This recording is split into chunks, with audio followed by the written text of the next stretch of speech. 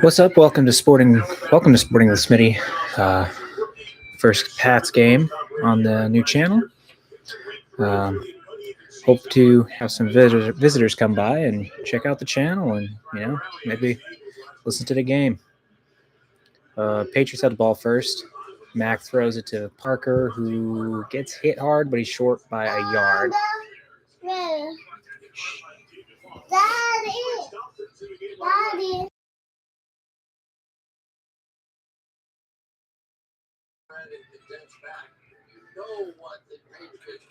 All right, looks like Patriots going no huddle here. No,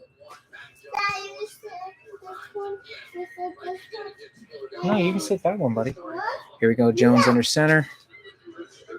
Looks like a toss, and Ramondre busts in there for a big first down to start the drive. Here we go.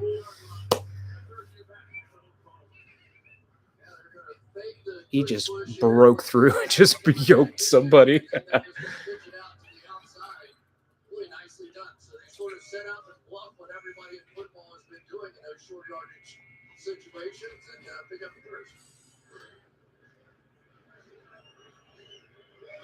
Henry in motion. Hands it off to Stevenson, looking for a hole. He's got a hole. He's got space. And he gets 9.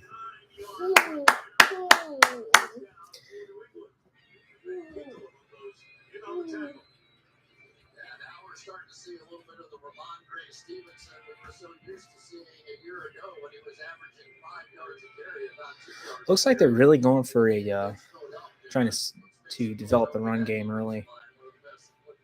Mac in the shotgun. Looks like Douglas in motion. It's an interesting formation. Oh, he breaks ankles, gets past the 50. First down. The rookie gets a nice catch and a first down.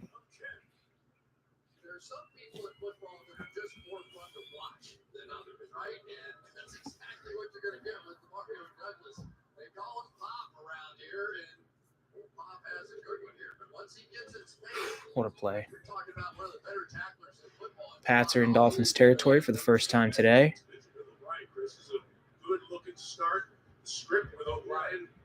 They're about at the 43. Mac under center again. Hands it off. Loss of 3.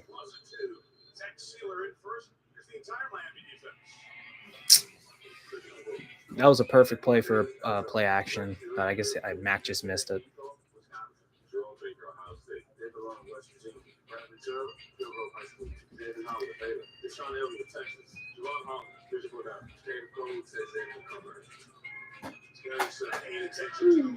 Mac in the shotgun. Stevenson to his right.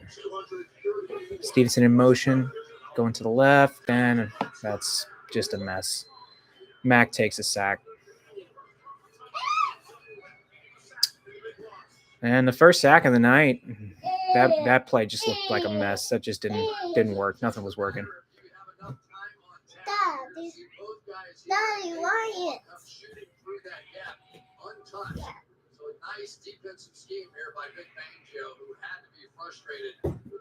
Cole Strange missed the block completely. He just let him right through. Now it's a third and very long, 3rd and 21.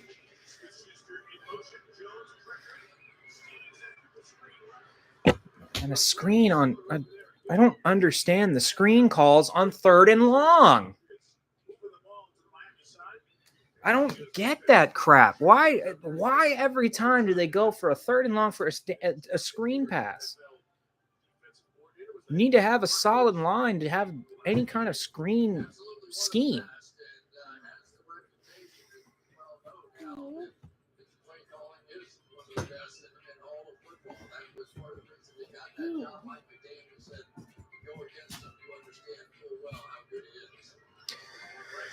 Hunts away. Good punt to the 15.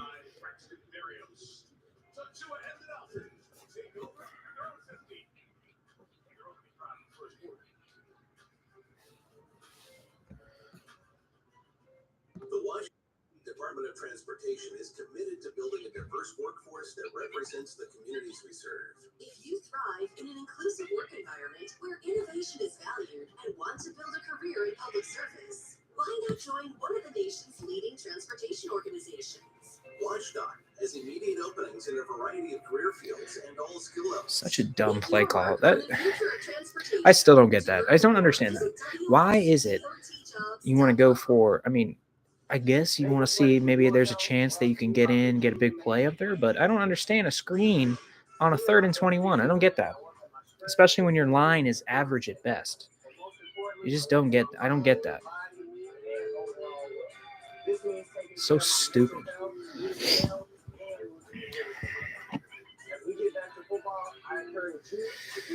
Welcome to the channel.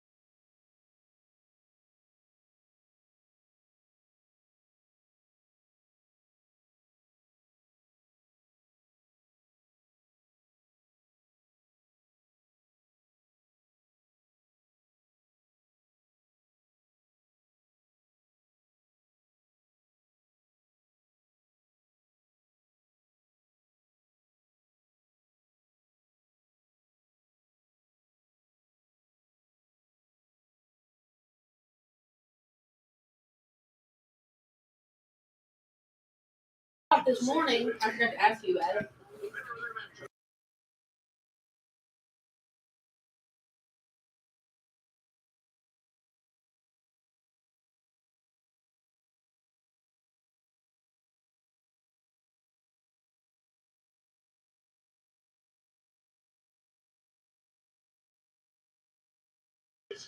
What, you think it's a setup or something?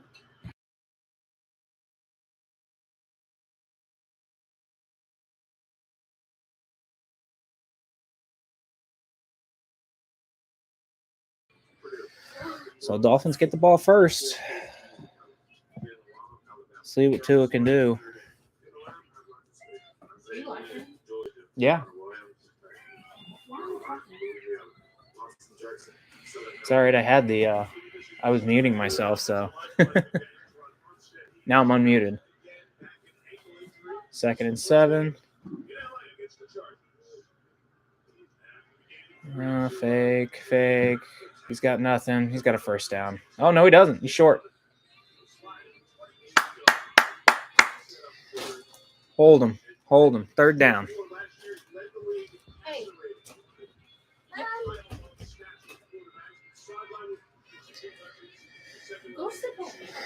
All right, Captain Concussion on a 3rd and short. Let's see what he can do.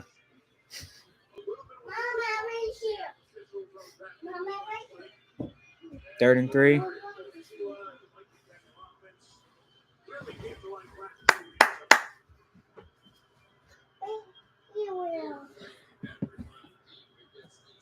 There we go, Tua in the shotgun.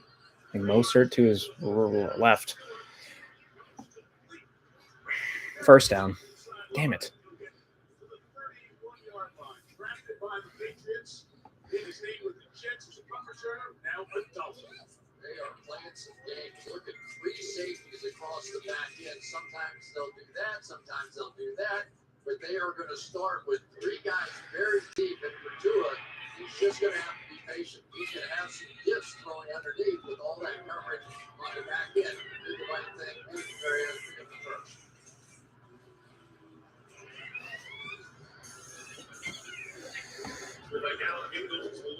Wide open. Damn it. Come on, man. First down.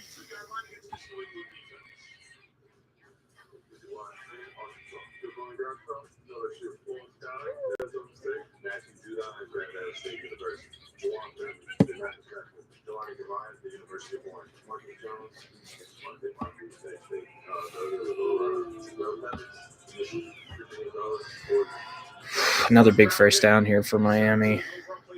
Looking good. Outside, he still gets to. Son of a bitch. So this is essentially the Miami running game. It's called an outside zone play, and whether they're doing it with the lean back or whatever they're doing, all these linemen are going to go this way. And what you're going to see is the New England Patriots play this really better than anyone. And last year, I think they averaged like 5.5 yards a play. And that is a problem right now. New England Patriots, their backup quarterback, Marcus Jones is down. And for Jonathan Jones is down on one knee. Jones out, the unrelated Marcus Jones comes in as the starter tonight. As mentioned, Gonzalez. What are you doing? Daddy, look, Daddy. Yeah, I see. Why don't you get down before you fall? So take a look at the hit involving the second-year man from Houston.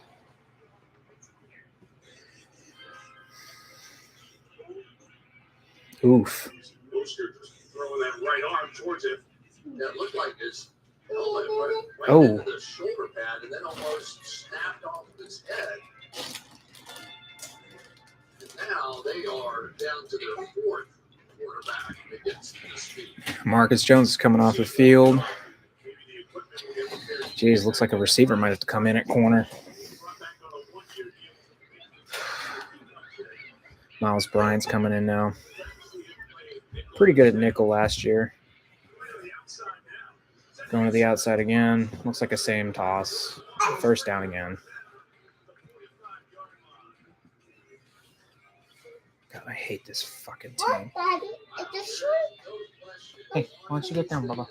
Yeah, Daddy. Okay. Daddy, it's a short. Another first down for Miami. New England's struggling to get a stop. Bubba, come on, get down. No. Jesse, I'm not going to tell you again. Stop. Fake the handoff. Tua's looking deep. He's going to go to the flat. Mostert wide open. Can't tackle.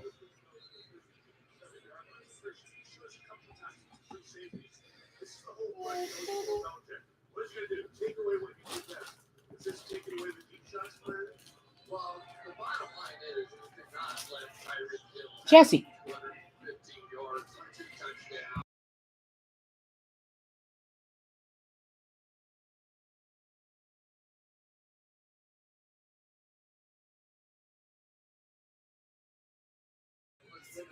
Here we go. 2nd and 4. Tua fakes it. Wide open. Tyreek Hill. First down. Can't stop him.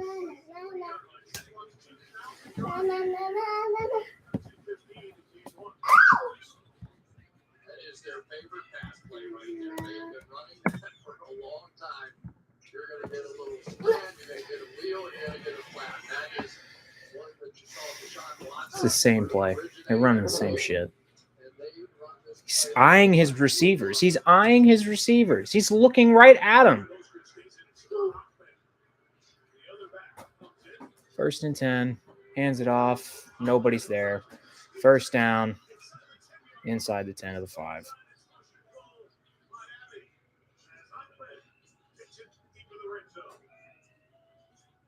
Yeah, by sitting back there with 3 safeties in that work, and Mike McDaniel's doing the absolute right thing. Just make them come up and make some tackles to the outside. Don't mess around with those interior 3 guys. They're too tough to run against. But on the front, on the edge, these outside zones versus Defense looks clueless.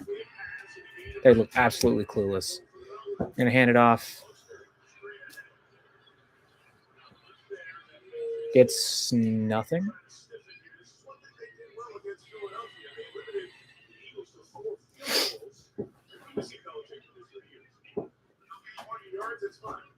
the red zone. Let's play ball there.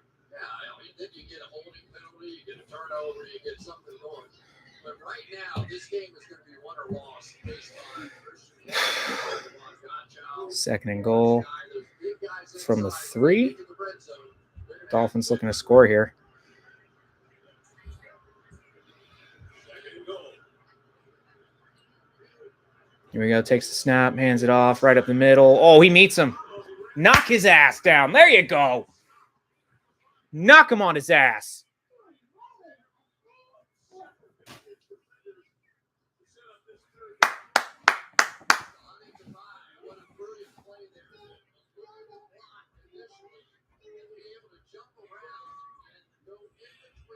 None of that garbage.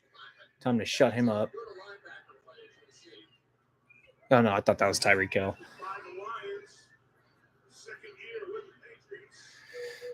Here we go. Third and goal. Probably going to be some crazy little short pass. Tua back to throw. He falls down. He's going to throw it out of bounds. Captain Concussion takes the fall. 4th and goal. Field goal unit coming on. Patriots get the stop.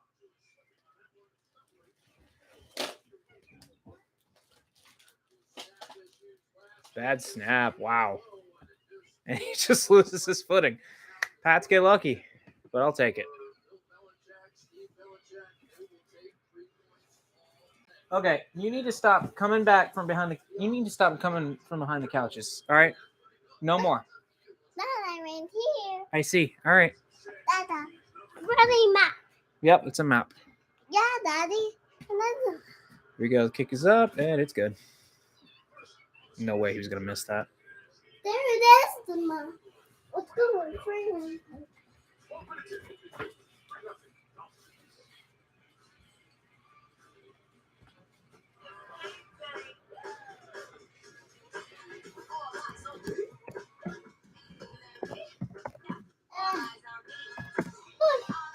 Daddy, look, Mom, I found it.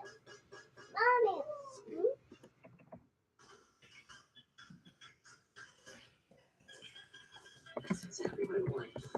Yeah, I know that. Oh, he's on the plane.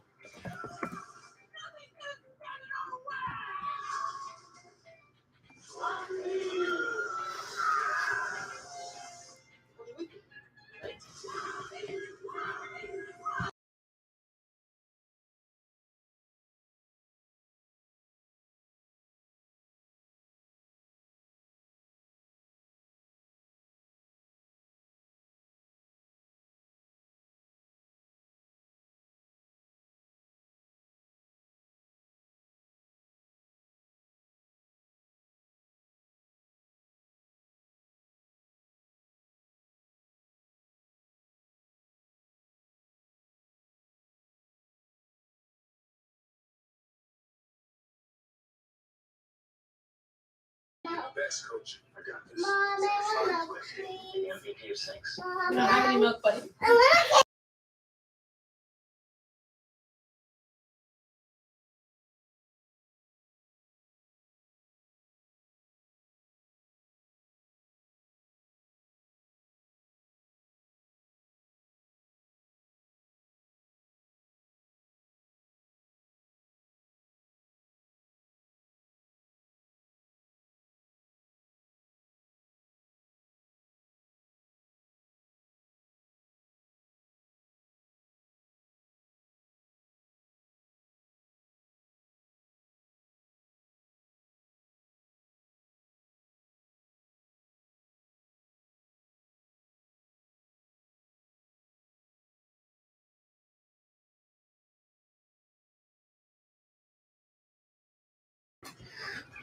All right, Patriots get the ball now. Hopefully, they can get something going. Oh, first the kickoff.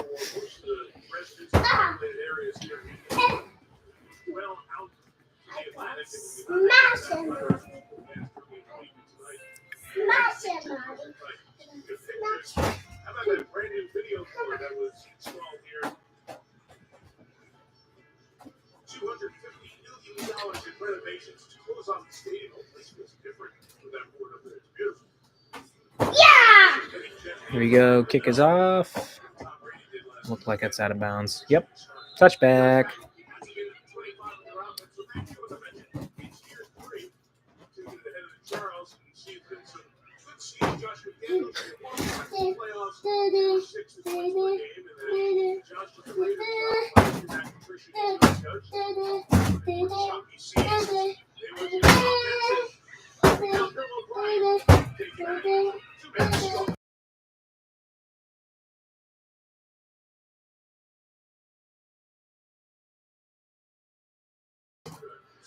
Hands it off to Zeke. Gets about 2. Daddy, here you go. No, thank you, buddy.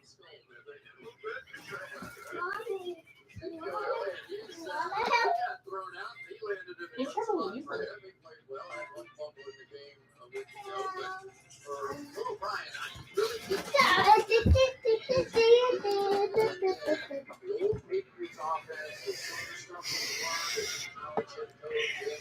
Mack in the shotgun again. Zeke's on the field. 2nd and 8. Toss it to the side. He's got it. Kendrick Bourne. 3rd and short.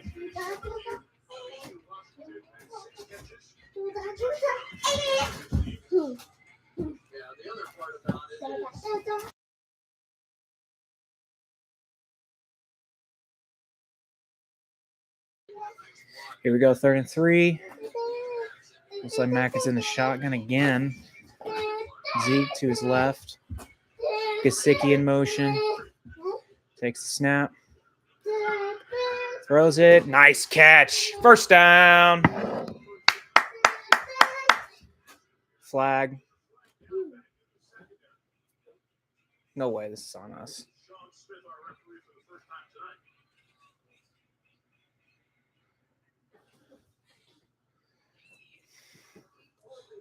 Holding. Let's go. Holding. Holding. 1st down anyway. Let's go.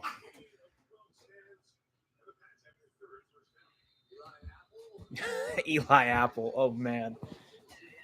They should have a game plan just for him, knowing how much of a scrub he is. Here we go. Jones in shotgun again. Douglas in motion. Jones, fake handoff. Floats it. Caught by Henry for a gain of 8. 9. I'll take it. Looks like no huddle here. Something you didn't see last year under the disastrous Matt Patricia offense.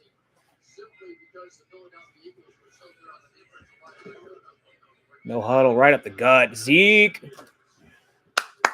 Zeke.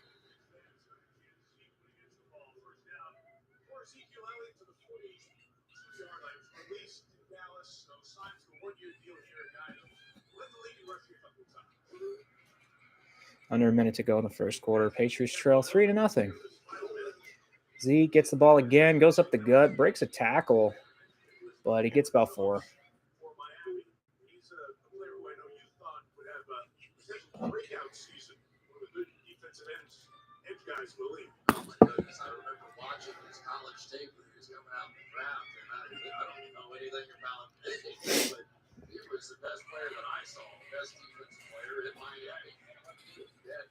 Henry in motion, lining up to Mack's left. Just off the line. Mack calling signals. Damn, those only gave me 2. Mack throws it deep in the air. Ah, incomplete. Had him beat. He just missed couldn't catch it. Couldn't bring it down.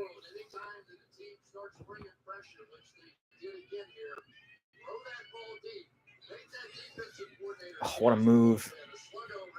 Oh, man, you got to catch that, Bourne. That was right there.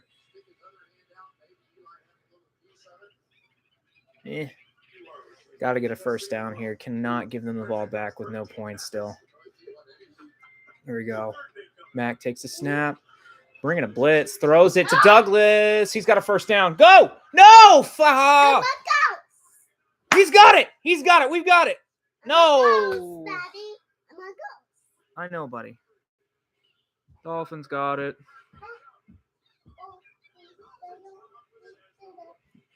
Douglas fumbles it. And it's going to be Dolphins ball. Another Patriot turnover. What a way to end the first.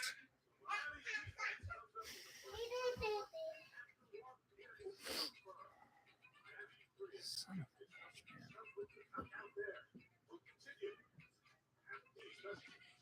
man. Oh, what's up, Dan? We don't know any first responders.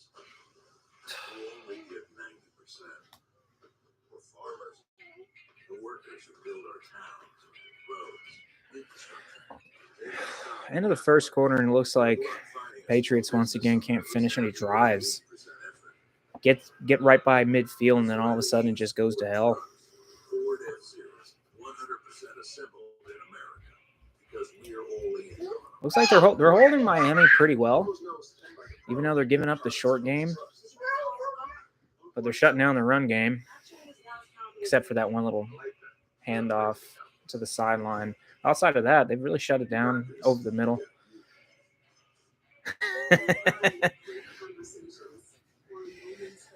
Listen, I don't want Hill to get anything tonight. He was talking all that shit all week.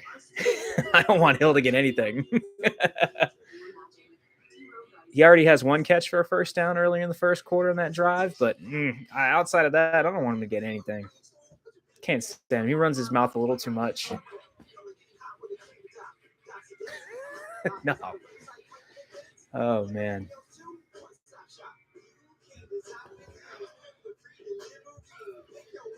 Man, it's like for this offense, they look so much better. It's a complete 180 since the Patricia disaster. It's all right, man. I'm losing by 40 right now. Jared Goff and St. Brown for Detroit really screwed me today. Along with T. Higgins. T. Higgins grabbing 2 scores really screwed me as well. Those guys outscored, basically ended it. And, of course, I put DeAndre Swift this week on the bench. So hopefully Najee Harris can break out for a 200-yard game against Cleveland. Oh, man.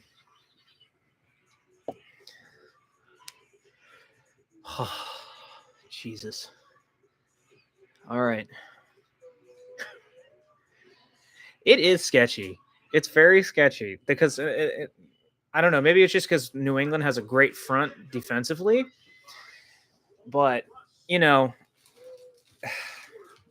that you don't really know because it's either that offense is so weird, like most offenses nowadays. You don't really know if it's going to go, if they want to do that option crap that Jalen Hurts or whatever. You know how it is. Here we go. Tua's in the shotgun. Looks like Waddle and Hill to the right. Oh, they're going to hand it off to the left. Mostert gets, he takes a good hit, but it's a 3-yard gain. Damn, Bradley Chubb sneaks up behind Demario Douglas. Douglas was a little careless with the football. You can't be that careless with the ball, man. I thought Stevenson hopped on it, but I guess somebody else got it. That's frustrating. Looks like they're putting Marcus Jones on Tyreek Hill. Here we go. Tua's looking incomplete. Bad throw. We're looking at Barrios. Marcus Jones coming back in after he was shaken up early. That's cool. You love to see the veterans come to the sideline and kind of give the rookie some confidence. Like, hey man, it's all good.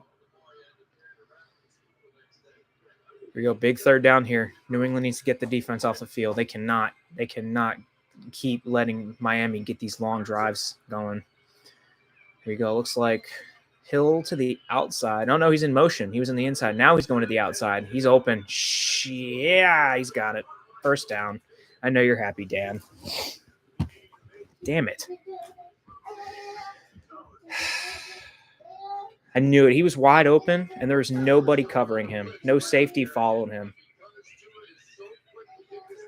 Yeah, nobody followed him, so he was wide open. There was all that yardage, and Christian Gonzalez couldn't make the play.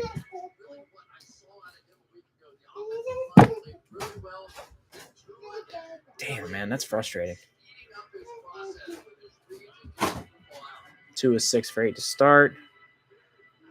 You benched Goff. Gonzalez is a beast. He is. Even though he came from Oregon, and they don't play defense in that conference, but he is a beast. How did you bench Goff for T-Law? Listen, I love Trevor Lawrence, but you know what? Goff, ever since getting that trade to Detroit, he's been playing so well. It's just literally Detroit. If he was playing this well for any other team, he would be on the map right now as like a top 5 quarterback in the NFL. He's been great for the last 2 years, or at least year and a half, ever since he was traded. Here we go. Tua Hill out, going out again. It's going to be a run, broken tackle, another broken tackle, and a first down. Come on. Wrap up.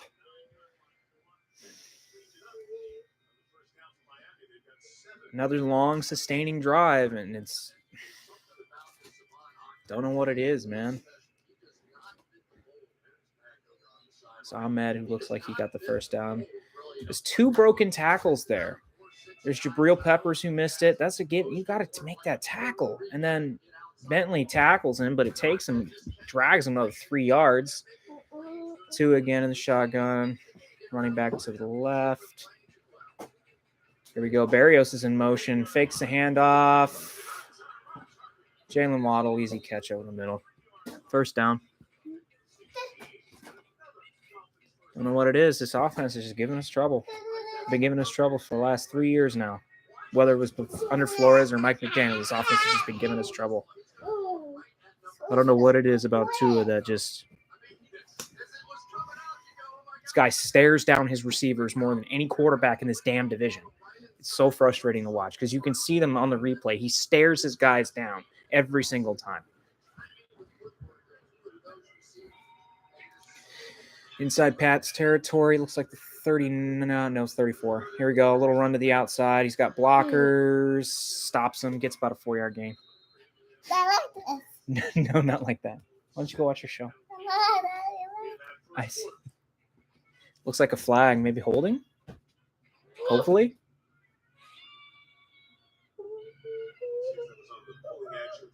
Might be a hold.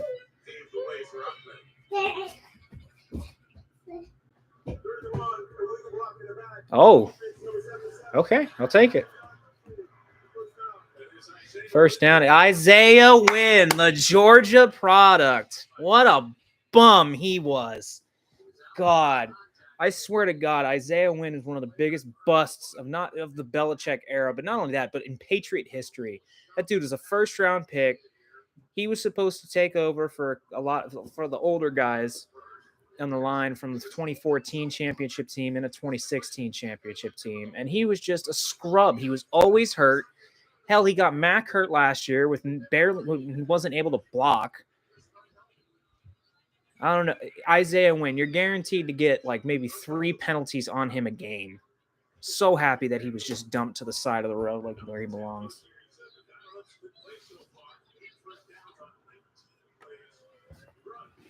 Where's Jesse?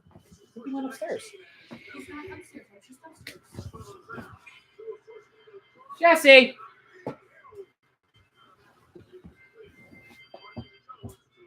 Jesse! Don't you go upstairs. I knew he was upstairs. Don't scare him like that. I was making sure you knew he was upstairs. I wasn't. He was upstairs. I heard those stomps.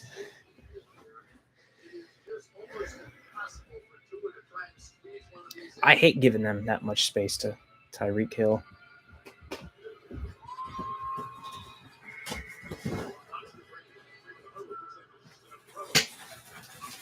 Here you go, 2nd and 19.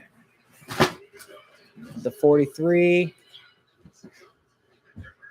Hill in motion again. Looks like they're going to set up blockers for a screen. Come on. Oh, my gosh.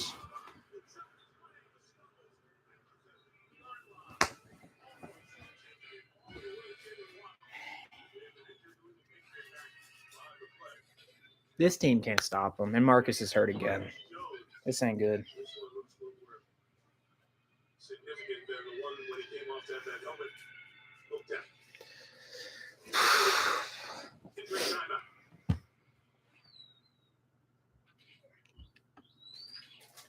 We want it all.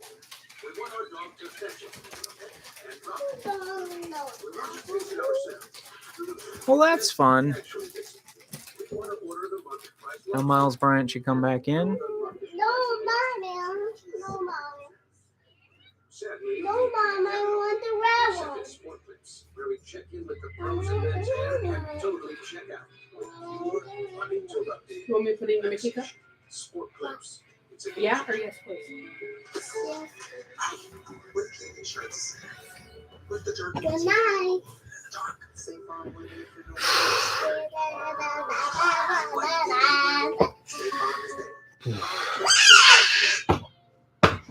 is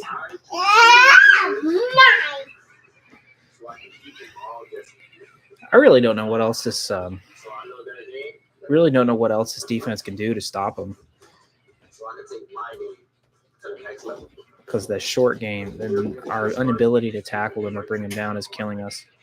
That's why 8% of NFL players choose the sleep number smart bed.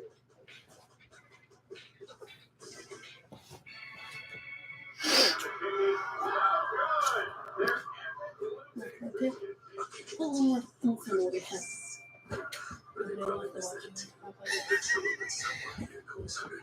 I know that, my love. Thank you. Okay. It's a conversation to the audience, but yeah, I see what you're saying though. Yes, I know, but when we can't get a stop on defense, I gotta be more like, what the hell, man? Like,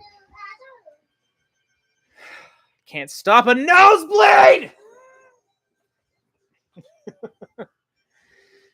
I'm liking it pretty well.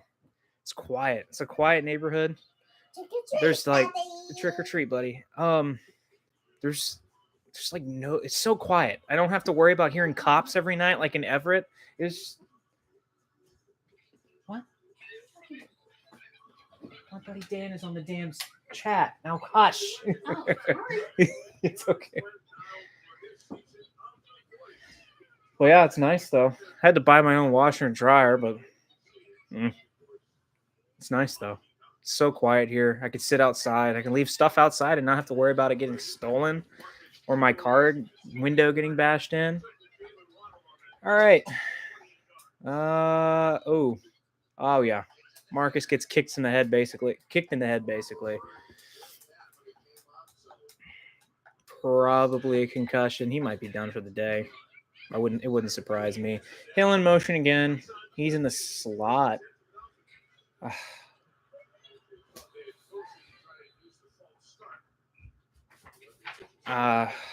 Looks like neutral zone. Yeah. Look, Daddy. It's like my finger. Yeah, buddy. It's so terrible. Would you honestly comment? What do you think about Mike McDaniel? I really don't understand the hype around him. I mean, if I had the skill players that he has, I mean, I could be a good coach. Like when you have Jalen Waddle and Tyreek Hill, and a healthy Tua, like honestly, this guy like talks. He just holds himself like he's the fucking greatest of all time, and it's irritating. No, thank you, buddy. Go watch your show.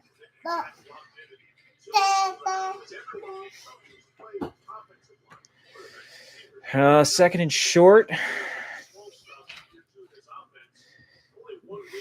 Really, there's just not looking good right now. They're about at the 8-yard line. Here we go. Ahmed in motion, going around. Tua hands it off. Nobody's there, and it's a touchdown. What the fuck?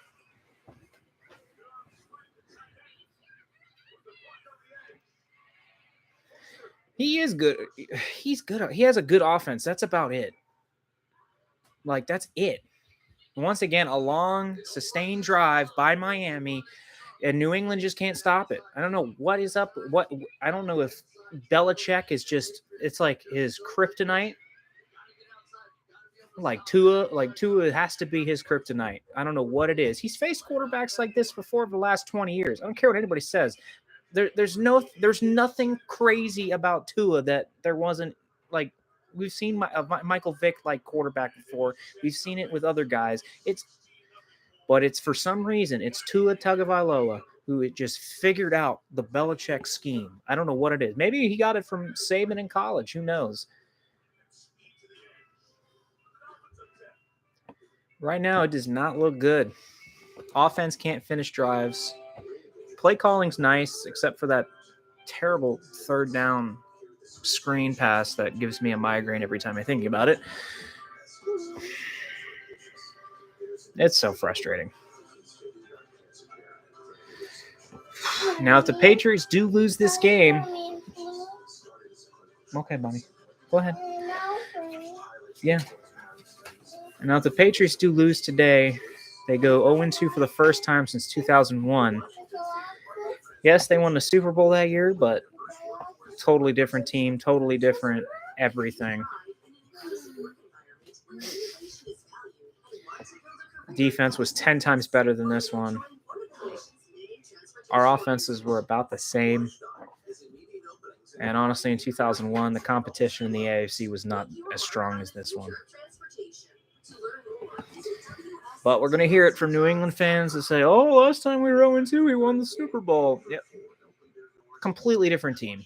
I hate when fans overall do that crap. So when you're looking for a new Ford truck, SUV, or hybrid, or you want to take advantage of your current car's value, start at the place you can trust. The one that's been around for 89 years. It is Western Washington's #1 volume Ford dealership. Hopefully today's another shootout. I wouldn't mind it now. Dan, I know you're thinking the same thing. Make a play for your health, brought to you by Virginia Mason Francis Pickup. To be in my best season, I work on my strength, agility, support, and most importantly, I work on my mind, body, and overall wellness. This means taking care of my mental health, eating well, and enjoying my body. As we get back to football, I encourage you to get back to your health. Man. Make a play for your health, find a doctor, schedule your visit. Ooh. Well, next week, after this game, New England takes on the Jets.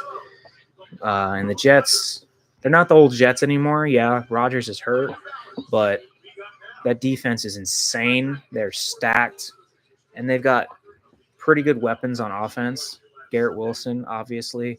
They've got a good running game, even though they really haven't really used it yet to their advantage. But we'll see what happens. Lately, it's those type of games against the Jets are always a toss-up. It's a divisional matchup. It's always been like that, but like that with every division. There we go. We're going to see a kickoff here. Hopefully the Patriots can finally get in the end zone. Just a rough start for them. Not finishing drives has been big. Mac has looked good. He's moving around the pocket. He's getting the ball out quick, making nice throws, not forcing anything. It's crazy what happens when an offensive coordinator comes in, a real offensive coordinator, mind you, a real offensive coordinator comes in and actually helps your quarterback and lets him do his thing. Because Mac Jones last year, when everybody was bashing him, here goes Stevenson, takes the snap, hands it off, runs into a wall. After all that pre-snap movement, they still just hand it off, goes right up the middle.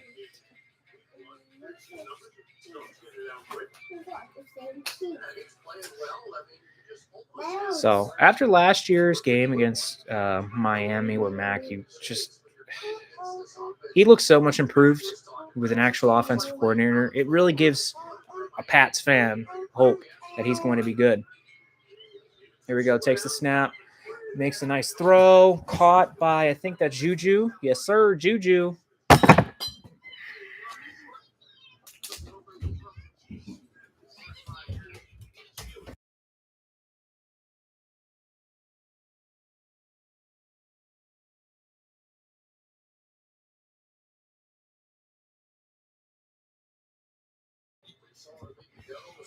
Here we go, third and short again. Stevenson behind Jones. Jeez, buddy. Here we go. Gesicki in motion, hands it off right up the gut. Looking for a hole. He's got it. He's got it. He's got it. He's got it. Forward progress. Get out of here. First down. Sorry, Miami. You're not going to get those benefit calls right there by the officiating crew. Even though Miami basically play in a half-empty stadium. Stop. Basically a half-empty stadium every week. Hard Rock Stadium or whatever they call it. Here goes Zeke coming in. Devontae Parker goes to the outside. Lines up. Mac takes the snap. He's going to throw it deep in the air. Double coverage. It's out of bounds. Eli Apple acting like he did anything. Please.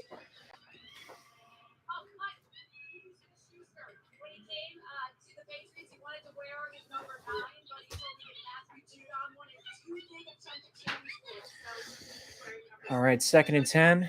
I like how they are trying to take the shot. Take some shots down the field. Say, hey, we can throw downfield, even though Mac gets a lot of hack and a lot of crap for his arm. Here we go. Mac throws it into the. I don't get some of these that play call. I don't get. It looks like they were pressing. I just don't get that. That's such a. So it's a 3rd and 10 now. Definitely not in field goal range. And again, it's just questionable play calling in big moments, like 3rd down on the first drive and now the 2nd down here. When, it looks like now they're playing, covering that 1st down. Safety's playing deep. Here we go. They're sending it. Mac back to throw it away. And he gets hit.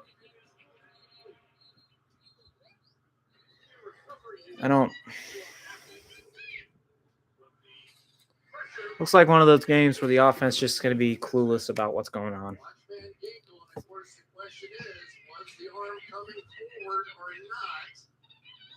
The arm was going forward, but I thought they took away the tuck rule.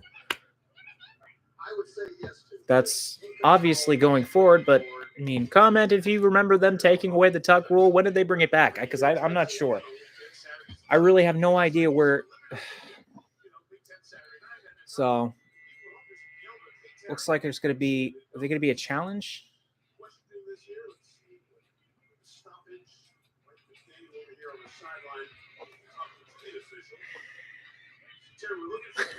No problem, man.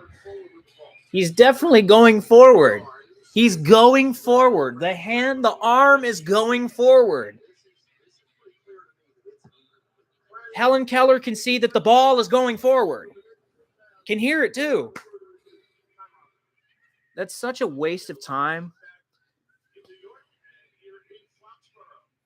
If they give Miami the ball here, it's absolutely ridiculous. There's no way that Miami's going to be getting the ball here right at midfield on this. There's no way that's a fumble. I'm sorry. Obvious incomplete pass.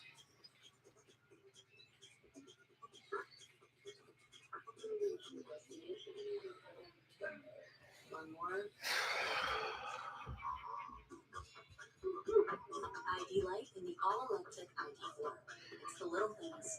Get 3.9% APR financing for 72 months on the 2023 all-electric ID4 plus a $1,000 customer bonus. Jesus. You can't find great conversations. And I can't wait. It's a commercial right now, but I really can't wait to see what New England Patriot fans say about this game now. Because right now it looks like, the offense looks like it's unable to keep a sustained drive going. It's obviously they can't finish a drive. But what irritates me more about New England fans is they expect a Brady right now. They expect a Brady-like performance from Mac Jones every week. It makes it more obvious to how spoiled we are as a fan base. Yes, I grew up in the Brady era. I'm only 27. I've witnessed some great moments that other fans of other squads dream of, but I'm not expecting Mac Jones to be Tom Brady. There's only one Tom Brady. It's so asinine to think that and expect him to go out and be 2011 Brady throwing 320 yards a game, 5,200 yards in a season. It's not going to happen. There's only one Brady. Just like there's only one Peyton, there's only one Big Ben, there's only one Marino. It's just not going to happen. You see Miami right now finally figuring the quarterback position out. If only Captain Concussion can stay healthy. Zappy, he gave me happiness for like 2 weeks in last year. One against the Cleveland Browns, even though I know Belichick just loves kicking the crap out of the Cleveland Browns for what they did to him, even though it's not that team. But Zappy showed why he belongs on the bench against Chicago last year. I mean, the man, after that nice throw he made for a touchdown, obviously the call stands. I'm glad I can waste 5 minutes on a garbage review. But I'm sorry, Zappy. He gave you a little couple flashes last year, but outside of that, when you're really preparing for a quarterback like that, all the D-line's got to do is just stick their hands up, and it's going to be blocked every time. This was what happened against Chicago. He couldn't throw the ball over the line of scrimmage. Couldn't make any kind of adjustments at the line. Granted, that might have been Patricia, but... And he takes it to about inside the 20. I want to say about like... Oh, here we go. The Tua Love Fest. Now they're comparing.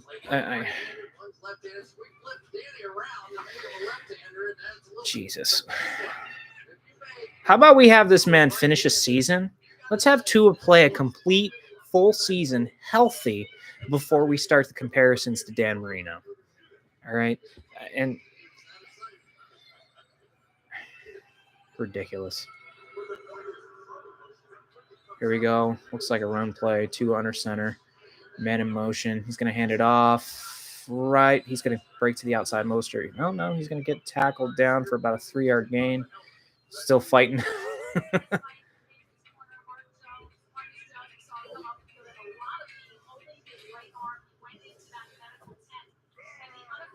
Ooh. So it wasn't a concussion. I was wrong. Obviously, I'm not a damn doctor. I guess. Ooh, he landed on his arm. Ooh. Yeah, so he's questionable, but you know what? It looks like he might be done for the night because that was a rough-looking injury right there. Here we go. Tua in the slot. Takes the snap. Looking right and low, but it's no way they're going to call that complete. Yep, incomplete. Threw it too low. Threw it to Hill. Sorry, Dan. Hill dropped one. Yeah, and threw it behind him, too. Third down here. Another big third down. This defense has got to get this offense off the field. They got to get their offense time to set up something and get some kind of points on the board here before halftime. There's 6 minutes left, but we'll see. It's a 3rd and 7. Crowd trying to light it up, trying to get crazy just for a play here. 3rd and 7. Looks like one-on-one. He's going to throw deep and incomplete. Is there a flag? Great coverage. Miles Bryant forces the incompletion. I think it was a pass to Waddle downfield. Finally, 3 and out. This is a confidence builder right here. They needed this. They really needed this stop right now. Yeah, it was Waddle. Oof.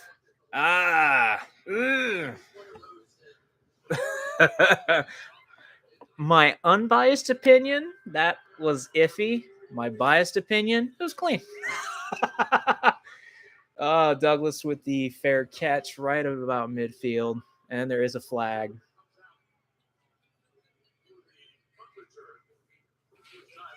This could go both ways. I'm really not sure. McDaniel having that dumb look on his face as usual. For the 4 o'clock game, 4:25 start, he was there at 9:30 rest. Probably for a debut, I would say, huh? A little excited to get some. Oh my gosh, it's holding on the receiving team. That's man, that's a killer. That's such a dumb penalty. Those penalties that'll kill a drive before it even starts. So now New England will have to start their drive think their fourth drive, if I'm counting correctly. Fourth drive from inside their 40, about the 34-yard line after the penalty instead of the 45. That's frustrating. See, it's 2 times more absorbent, so you can use less. So, Charmin Ultra Soft is always worth it. Now, if you'll excuse me, Shoot. For anybody that's watching, love to hear video ideas. I mean, been brainstorming them, like some ideas, like some top 10 lists. Just thinking of top 10 lists of random QBs people forget from each decade, maybe. Overrated. Some overrated top 10 lists. Anything, really. I mean, this isn't just for football. This is for obviously basketball fans, Celtic fans mostly, and baseball fans. I'm down for really anything. Any ideas? If anybody has any ideas about type of videos, I'll definitely start getting some stuff together, and we can make some awesome content. Because definitely want. One thing I can't stand is talking to people with sports and about sports when they don't really know what the hell they're talking about. Some people know what I mean. For sports fans, certain sports fans knows what I mean. Talking with somebody who kind of really doesn't know what the hell they're talking about is kind of a headache in itself.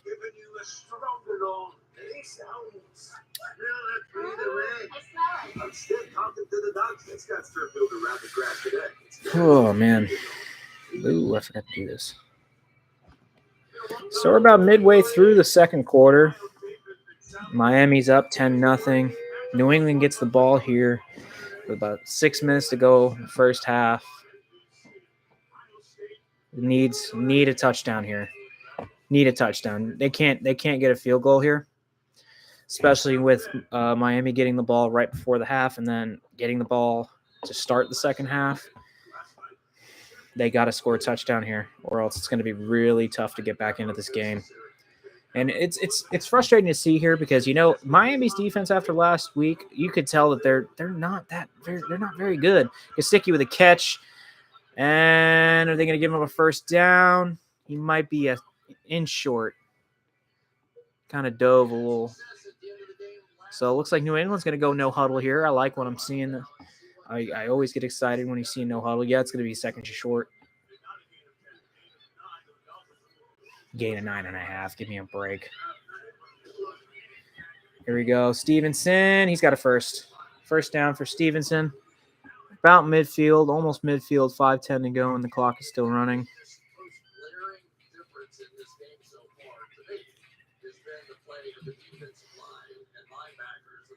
Love to see something downfield. One thing where New England was successful last week against the number one defense from last year, Philly, was they were throwing over the middle of the field. They were throwing over the middle of the field, down the middle of the field, getting something going that way. Nice throw from Mack over to Hunter Henry for gain about 6 or 7. They got to throw down the middle of the field. Enough with this sideline to sideline. I can't stand it when this offense goes east to west. Screw that. Go downfield. I don't know what you're afraid of when it comes to this defense. This defense shouldn't scare anybody. Stevenson, he's not going to get it. Previous play was a gain of 8, but this play was a gain of 1. He's short by a yard. 4-13. New England looking really conservative here. If they run up the middle in a stack box, I might lose my shit, in all honesty. And now y'all know they're gonna try Mac. They're gonna shove him past for a first down. Here's a bottle. Drink it. Thank you, buddy. There's no more stuff in the bottle. And they push. They pull that Eagles play. Looks like it's going to be a kneel down, that type of formation. And 3rd and short, they just push Mac for a first down. It's such a cheat code. It feels like it's such a cheat code, especially if you got if you're that close. Mac alone in the backfield for the first time today in shotgun. Definitely looking to pass. Throws it. Nice route by Parker. He breaks a tackle, gets a first down. About a 13-yard gain. Mac looking good. 13 to 16 for 88 yards. A lot of Patriot fans, like I said before, they're going to bitch about. Thank you, buddy. They're going to be bitching about that. They're going to be bitching about, oh, he's not throwing deep. He's dinking and dunking. Yes, he's dinking and dunking.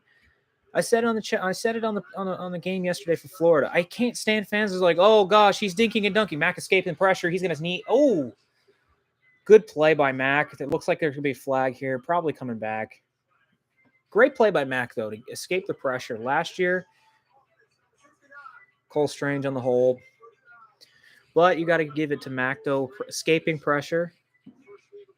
Last year, that's a sack, 100%. Rookie year, that's a sack, 1,000%. But it was a good play. He avoided pressure, didn't take the sack. Even though, I mean, the sack probably would have be an improvement after the penalty. That's okay. Going back to what I said, though, this dinking and dunking argument is so irritating as a fan. The screen pass to Devontae Parker. He's looking for a hole. 1st and 20 this time on the screen, but he gets a couple. Makes it a manageable second down. So I'd say it's about a 2nd and 16, maybe. They're going back to the line quick. Mac directing the offense, pushing everybody, getting everybody set. Yeah, 2nd and 14. Oh, son of a bitch. Movement on the line, left tackle, but we'll see what happens. Are they going to call it neutral? It's a neutral zone infraction, baby. Let's go. Now you're looking at a 2nd and 9, 2:10 to go. Bradley Chubb jumps. Got a little too excited there. Yup. Again, going back to the dinking and dunking argument. I don't care. I hate when everybody says, oh, that's all they do. That was the argument against Brady for so many years that, oh, he goes to the check down. He just dinks and dunks. That's all he does. So if you're getting yards, who gives a shit? If you're getting yards, who cares? It makes no sense to take away from a quarterback saying, oh, all he does is dink and dunk. So what? Is he getting yards? Is he getting points? Yes? Shut up. I'd rather take the dink and dunk all day long rather than a dummy quarterback that's just going to throw into double coverage all game long. It's so dumb because you know what? The dinking and dunking opens up for so much more of the offense.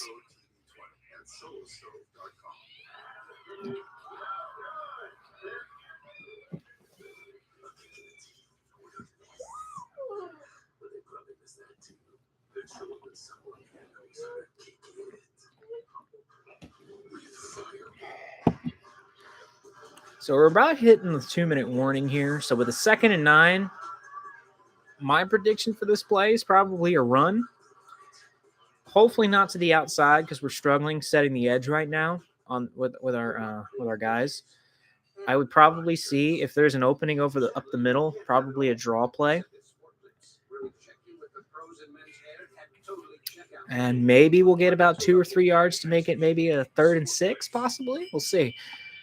And then take it to the 2-minute warning because it seems like Belichick definitely doesn't want to give any time to Miami's offense right before the half, which you can appreciate because his defense is really struggling against this offense. The formations, the constant movement, the speed.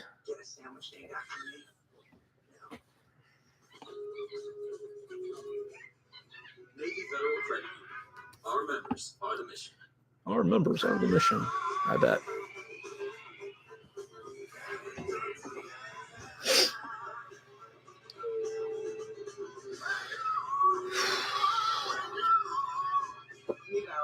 We got now.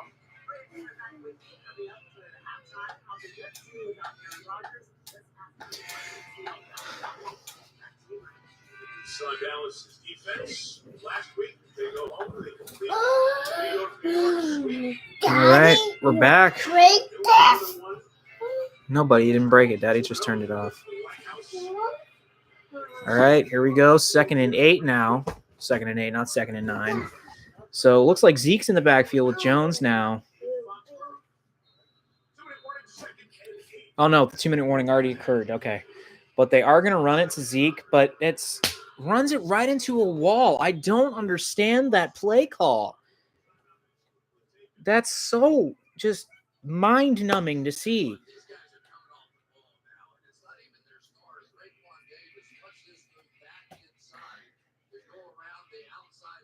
And just the line just did not block, period. I mean, if they did block perfectly, he still would have only gotten about 3-4 yards on the play. But now you're looking at a 3rd and long. Yes, you're in field goal range, but do you want to take that risk right now with a rookie kicker? Because since the trade of Falk, we got a rookie kicker now. We have a rookie punter. Now it's a 3rd and 9. You can't take a sack here. You cannot take a sack here. If you take a sack here, we're in trouble. So Mack is alone in the backfield. I can probably see a screen coming. He's going to fire it, and it's incomplete. Almost intercepted. Dolphins bitching for a flag. Shocking.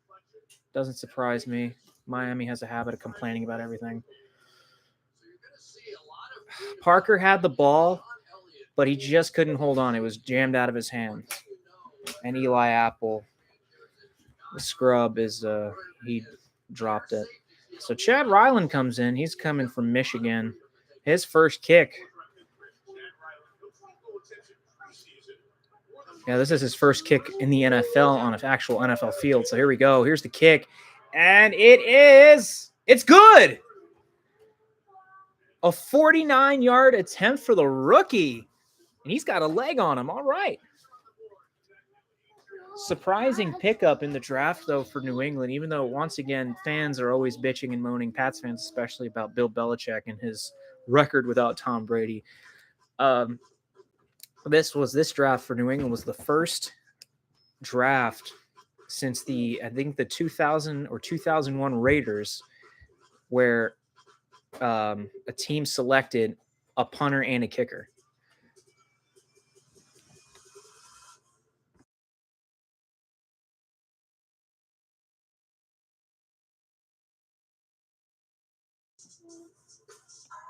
Yeah, he did go to Michigan.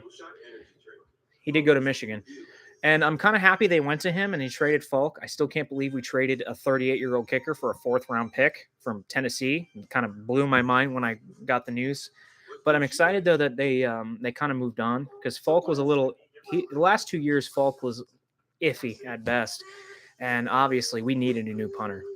Jake Bailey, he was an all-pro his first few years in the NFL, but I don't know what happened. I don't know if he had an injury to his punting foot, but if we were punting from our own, say, 30, there's no way that he could make it to the opposing 30, like the opposite, the other team's 30-yard line. So it's like he was just his foot had just gone to hell. So, and this kid now that we got, I can't remember for the top of my head for the life of me, even though I've seen him like 10 times tonight. He's got a good leg. Definitely something that we need, especially with an offense that's kind of struggling at times to get going in games. You're going to need a punter that really kicks the other team deep, gets them deep in their own territory, kind of put that pressure on them, even though our offense is struggling. One of the things that it was a miracle how this team won 8 games last year.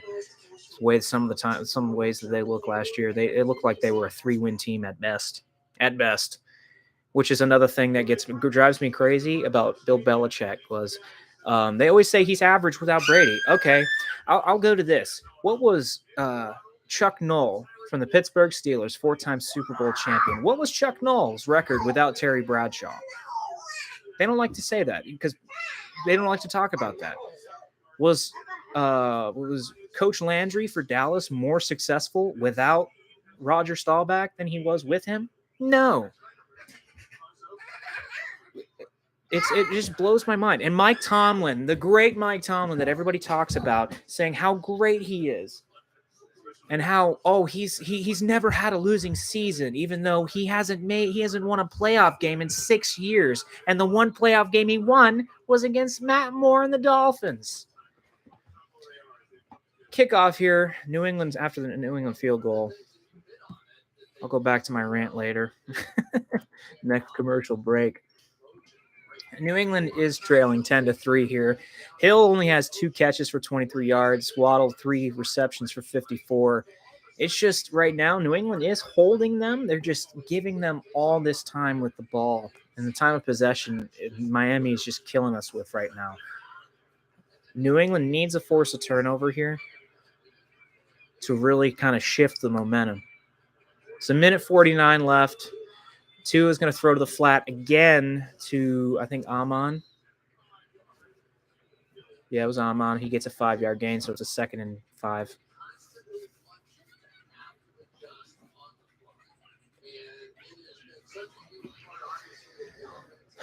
Minute 44 after he went out of bounds. Clock stopped, obviously. It's Ahmed. Sorry, folks. Ahmed was his name. Great play by what's his face? Drawing a blank. Here we go again. Shotgun. Barrios in motion. He's going to toss it. Ahmed again. He is short right near the marker. He doesn't get it. He's a yard short. So it's going to be a 3rd and short here. If New England can get this ball back, maybe. Maybe there's a possibility to get a field goal in before the half. Unless New England decides to be very aggressive with it. But right where they're at on the field, if they get a stop here, I would see them trying to be aggressive to finish off the half maybe. Here we go. Big 3rd down here. Crowd getting loud. 3rd and 1. Miami. Christian Gonzalez on Tyreek Hill. Here we go. Tight end in motion. Mostert to the outside. He's going to get it. And just New England having trouble tackling these guys.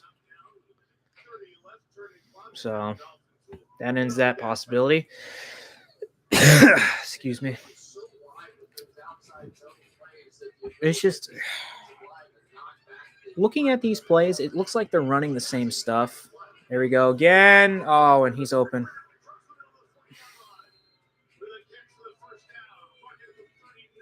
That's a catch. Kraft, whatever the hell his name is. Jalen Mills gets absolutely wrecked on that play, which doesn't surprise me. It's kind of been Swiss cheese. Quick throw. They are in New England territory, of course. About a 5-yard gain, I believe. 5 or 6 yard gain. Actually, no, it's a lot more. No, it's 6-yard gain. So they're rushing to the line again. They're really trying to score here. And perfect throw. And they're definitely getting a field goal out of this at least. Clock rolling down. Miami does call a timeout. So frustrating to see because I can't stand this Miami team. I've hated Miami all my life. I don't care. Anything Miami, I despise. The Dolphins, hated them. That hate kind of exploded during the Wildcat year where Brady was hurt, where they were talking all that junk just because they won the division in a year where Brady was out. Then there's the Heat. Then there's the Miami Hurricanes, probably one of the most overhyped, overrated universities in college football history, winning damn near every single one of their national championships in non-division play or non-conference play.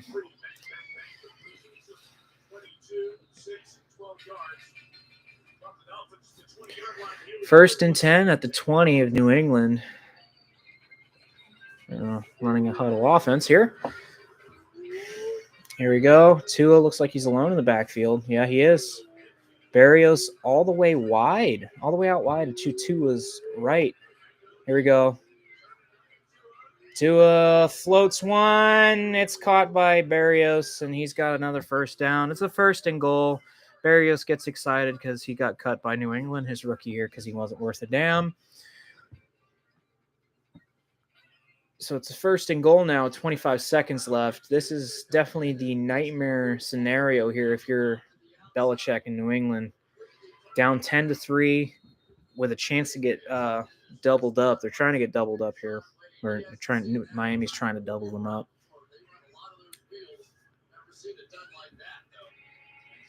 Wheel routes. Yep, that's their entire offense is wheel routes and just motioning around. That's all it is. All it is. But still can't stop it. Tua is 6 for 6 on this drive. Halftime report should be nothing but just a love fest for Tua Tagovailoa because that's all they do. Even though the guy hasn't played a full season once in his career. Terry, his knee comes down and down, so does that mean it's going to be right? It does. What they'll do is reverse it. So, Daddy, no, don't do that. So it looks like they're looking at the replay, and it said they're talking to the officials. So the officials are saying that his knee came down on the catch in the field of play. So the clock should have been running. So it should be. They say they're saying it should be a 10-second runoff. No. So, hey, go watch your show, okay? So let's see what they do here. Should be a 10-second runoff, in my opinion, with all the time they had to go to the sideline and whatnot to do their thing and talk to McDaniel.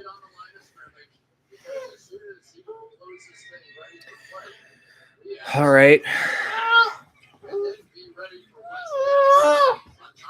Hey, buddy. Daddy, hello, Daddy.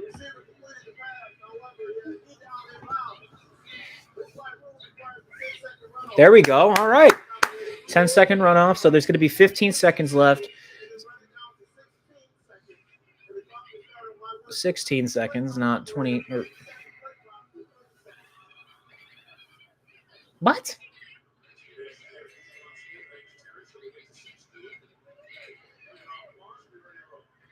Okay, so 16 seconds left. From the 2, if New England gets a sack here, the half is over. It's over.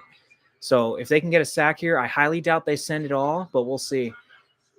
Fucking tight end rushing to the outside, and Daniel will be happy. Touchdown for the Dolphins to Tyreek Hill, and this asshole is dancing on the field.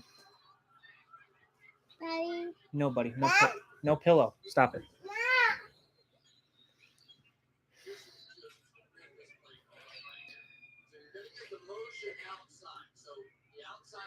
So that garbage motion, that's all their offense is. It's just nothing but motions. It's so frustrating to see because New England's defense is better than this.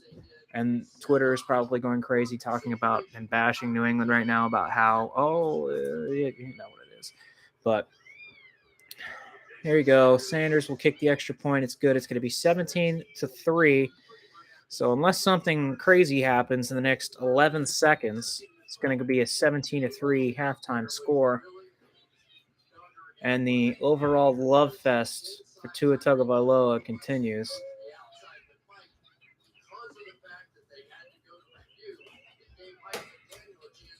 Go to review. Yeah.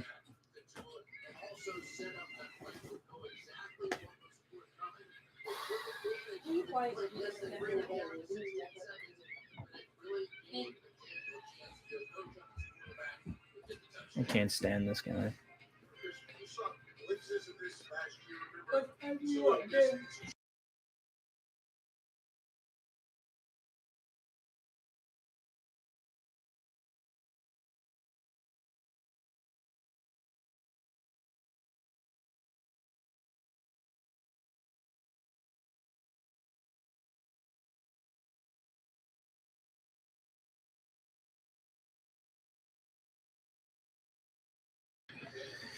Kick is up, and it's going to be kneed down in the end zone by Montgomery. Mac Jones is going to come in, probably just a... Oh, thanks. Sorry.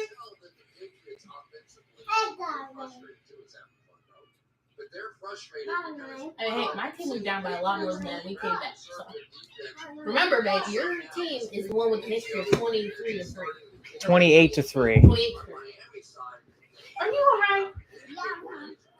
Yeah, but the problem is with our offense is they won't throw it over the middle. They just think that a bunch of screens will with a line that can't block for shit, and they're rightfully booed off the field. I know you're silently cheering just because Tyreek Hill scored. He's not going to get that 30-point game you're expecting, Dan. I'm sorry. He's listening to the stream.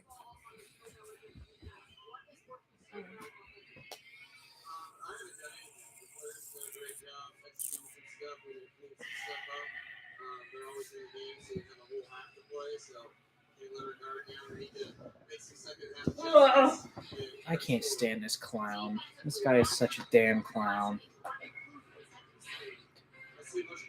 I mean, he just got out of high school like yesterday.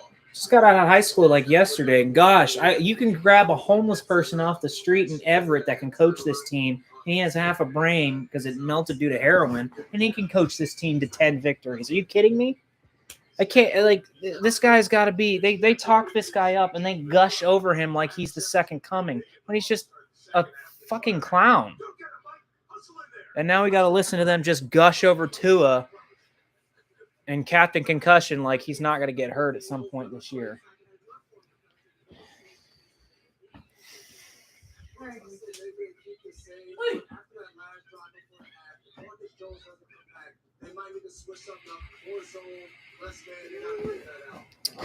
Well, it's halftime. It's 17-3. And Mike McDaniel's getting all the credit in the world for having a team that was built 2 years before he got here.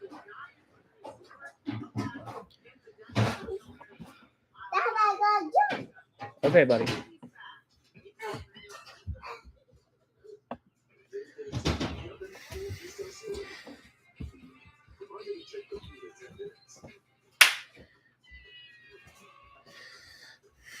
Let's just say if New England doesn't get a stop on this next drive, the first drive out of the half, if they can even give up a field goal, it's over. Because this offense, it's like they're afraid to do anything outside of throwing fucking screen passes and running it into a wall of guys. Like I don't get it. It's mind-numbing to watch. You're down 17-3. Fuck conservative play.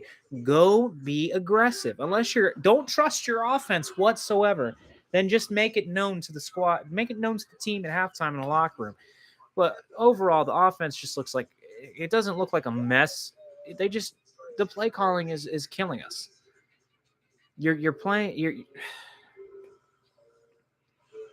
Play calling in big moments of the game is killing this team again. Did it last week, and they're doing it again. It's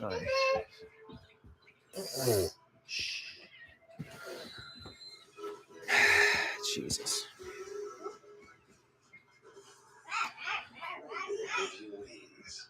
And every New England fan is going to be bashing Mac Jones, saying, "Oh, he can't lead this team," yada yada yada, and we're going to hear it all week. I've heard it ever since he was drafted. Expect this kid to be Brady, but he's not Brady.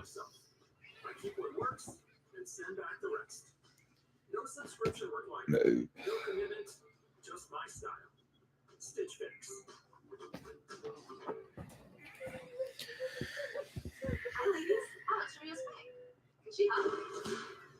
What about a new oven? We can serve loads in as fast as 12 minutes. That would be a big help. Huge. Jumbo. Ginormous. Boy. So, You're going to like this story because it's about you. Looking at the new rankings that were released this morning for college football, gotta say I'm happy. As a Gator fan, I'm excited to see the Gators making their first appearance this year in the top 25. A well-deserved appearance in the top 25, if I may ask, even though Tennessee was drastically overrated in every way. But that was definitely one of the biggest wins, if not the biggest win so far of the Napier era. I'm sorry. Yeah, I was happy with the Utah victory last year, but I'm sorry. Nobody gives a shit in Florida if you beat Utah. you need to win your SEC games, and you beat a ranked SEC team at home in a big game that really is going to decide the rest of the season. Because you lose 2 games in Florida, the microscope it just grows on you. So I'm happy to see Florida in the top 25 for the first time this year, even though nobody gives us any chance to really get any better. But looking at it now, top 25 here.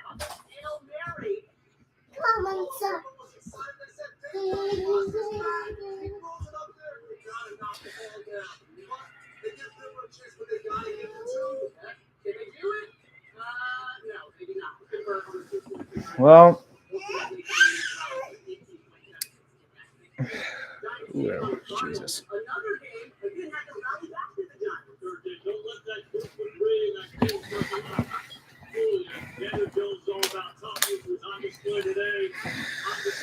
Well, looking at the top 25 list, Florida, they should be able to move to 3-1 or 3-1 next week since they take on Charlotte at home. So FBS squad, obviously going to be an easy win. Hopefully an easy win. SEC lately this year has been struggling against FBS talent. And then at 24, you have Iowa, which they are 3-0. They were 25th ranked last week. Obviously, they blew out Western Michigan. Another kind of a tune-up game for their big game next week on the road at Penn State. So I see Penn State winning that game and Iowa losing for the first time. Depending on how the rest of the depending on how bad they lose and depending on who else loses in the top 25, I can honestly see them staying in the top 25. As long as they don't get destroyed, I see them staying in the top 25. So Iowa at 24. Then you have Tennessee at 23. Classless Tennessee, the way they ended that game. Josh Heupel, what a clown. Absolute clown of a head coach. You call a timeout, down 13. Florida's got a third down, I believe. It was a third down. And you call a timeout with 7 seconds left, down 13. Prick move. I'm sorry. Pardon the French, but this is a dickhead move. And this guy, I've already had like low hopes for this clown because or low opinions of him because 1, you're a Tennessee coach, and 2, your team is overrated. They had one great year with Hendon Hooker, who then got hurt, and then that was it. You didn't hear from them again. And that team deserves to lose every single game after that hit on the knee on Mertz. Some people are saying, oh, he rushed out of the pocket. Yes, but he was obviously about to take a damn knee to end the damn game. And anybody who knows that, oh, the clock stops. The clock doesn't keep going if you kneel on 4th down. It stops when you kneel and the other team gets the ball back. So obviously trying to run the clock out. But, Tennessee wanted to do their dirty tricks. They were getting late hits on Mertz all day. So I'll have some words on that in a post-game analysis video later tonight about that Gator game. Next Saturday, Tennessee takes on UTSA. They're going to win. It's a home game. It'd be hilarious if they lost. Love to see them lose. But honestly, maybe they drop out of the top 25, depending on other teams outside. At 22, you have UCLA. They were ranked 24th last week. They're 3-0 after they kicked the crap out of NC Central. Again, another tune-up game. They beat them 59-7. This was apparently their first win by more than 50 points in over 10 years. So, and UCLA has kind of been one of those programs that's been kind of out of it recently in the last few years for a while. But next week is their big game, their first big game of the season. I mean, they're at Utah, conference champions from last year. Utah is a tough environment. It's going to be I think it'll be a shootout type game. honestly. The way the offenses have been playing in that conference, I see a shootout type game with Utah coming out on top. Next up, you have Washington State, who move up 2 spots to 21 after their 23rd ranking the previous week. They're also 3-0. Again, they had another game where they're playing against nobodies. So Northern Colorado, they put up a 60 burger. 64-21 was the final there. Their quarterback put up 5 touchdowns in the first half, which was very impressive, honestly. Next week, they've got Oregon State. They're at home. I see Washington State maybe pulling. I don't know. That game is a toss-up, honestly. Anybody watching, what do you think? Do you think Oregon State's going to win at home, or do you think Cougars are going to come into their house and win? Really don't know with with that conference. Next up is 20 Miami, who also moves up 2 spots from 22 to 20th. Miami, their big win this year was the dominating and hilarious blowout of Texas A&M. Now, I hate Miami, but anytime you see Jimbo Fisher get embarrassed on a national stage, it's a win for any Florida fan, or honestly, just a win for any common sense college football fan. They beat Bethune-Cookman, or Bethune-Cook, another no-name college, 48-7. They've really that offense has really just come alive. That offense has really come alive. They've been playing so well this year. They look like a team.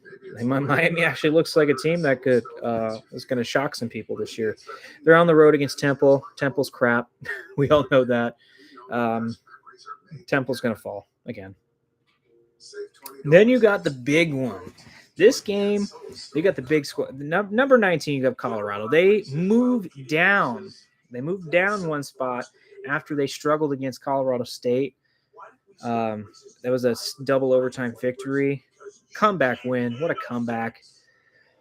They're in Oregon. Yeah, it is. PAC is such a weird conference, honestly. But this is the game we were talking about. Me and some friends were talking about earlier. I honestly think at Oregon, that Colorado's going to win that game. Everybody's been on the Colorado bandwagon this year. And if we know when it comes to specific teams that are on the bandwagon in ESPN or really just in sports in general, you're going to see just you're going to see kind of swing their way when it comes to certain parts of the game. You can make your own assumptions on that. Plus, it's Oregon, and they're ranked. They're one of the best teams in the nation, or at least on this side of the country, West Coast. But as an SEC fan, I have no trust in Bo Nix. I don't care what anybody says. Bo Nix is probably one of the most overhyped quarterbacks of the last few years. He went into the SEC with Auburn, got his ass kicked, ran away to the West Coast, got his ass kicked again by Georgia the first game last year, and that's what he does. He plays against subpar talent and he shows out, but when he plays against any kind of team that has any kind of talent whatsoever, he folds. He folds. And I expect him to fold again at home against Colorado. And next up, you got Duke. Again, I think a friend of mine at work said, "Who the hell is Duke? When have they been ranked?" That's a good question. They're 3-0 after winning against Northwestern. They take on UConn. They should win that game. UConn really is a nobody team. Well, we got a kickoff here to start the second half. We'll go back to this game, or to the rankings, next commercial break. So, Miami gets the ball first. This is a big drive. New England can't stop them here. It's over. And then you'll just hear me bash Miami for the rest of the night and any other team that I hate or have strong dislike for.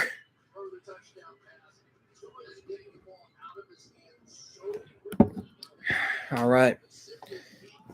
Tua in the shotgun. Mostert, another man in motion. They're going to hand it off on the first play. He immediately gets met at the line of scrimmage, but he sneaks about 3 yards in there.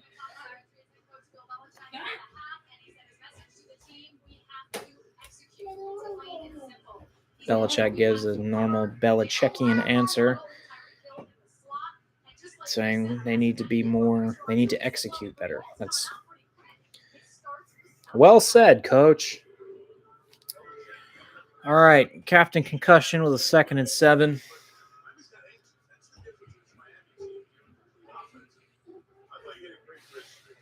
Again, he's in the shotgun.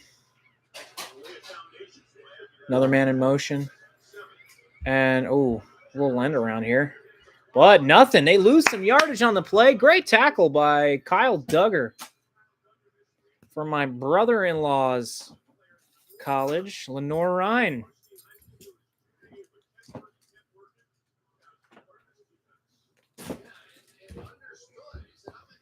He really came out of nowhere. Remember that draft in 2020 when New England picked him relatively early, and a lot of people were questioning the pick, but these last 2 seasons, he's really just exploded, and he has the best talent, really. I'd say he's a top talent in that position. So you got a 3rd and 9 here. Captain Concussion is going to take the snap. He's throwing it. He's going to get pressured, and down goes Captain Concussion. Matthew Judon, first sack of the day. Boy, oh boy. 4th down, a big stop by New England here in the second half. Wow, just great pressure. Finally, they get in on him. Hopefully, they don't hit him too hard because he'll probably end up on the sideline with a concussion like usual. Punts away. I think who's out there? Looks like Demario Douglas, the rookie from Liberty, speedster. Where did he get in there? I'd say about educated guess. Looks like he got to about the 30, 35 yard line. Judon tried to strip him, but I guess he held onto the ball pretty tight. All right. So after Duke, ranked 17, you got an ACC team, North Carolina, who's really they've really shocked. They shocked me anyway, because, obviously North Carolina isn't known as a football school, but they have really put together a good team. Come on, load.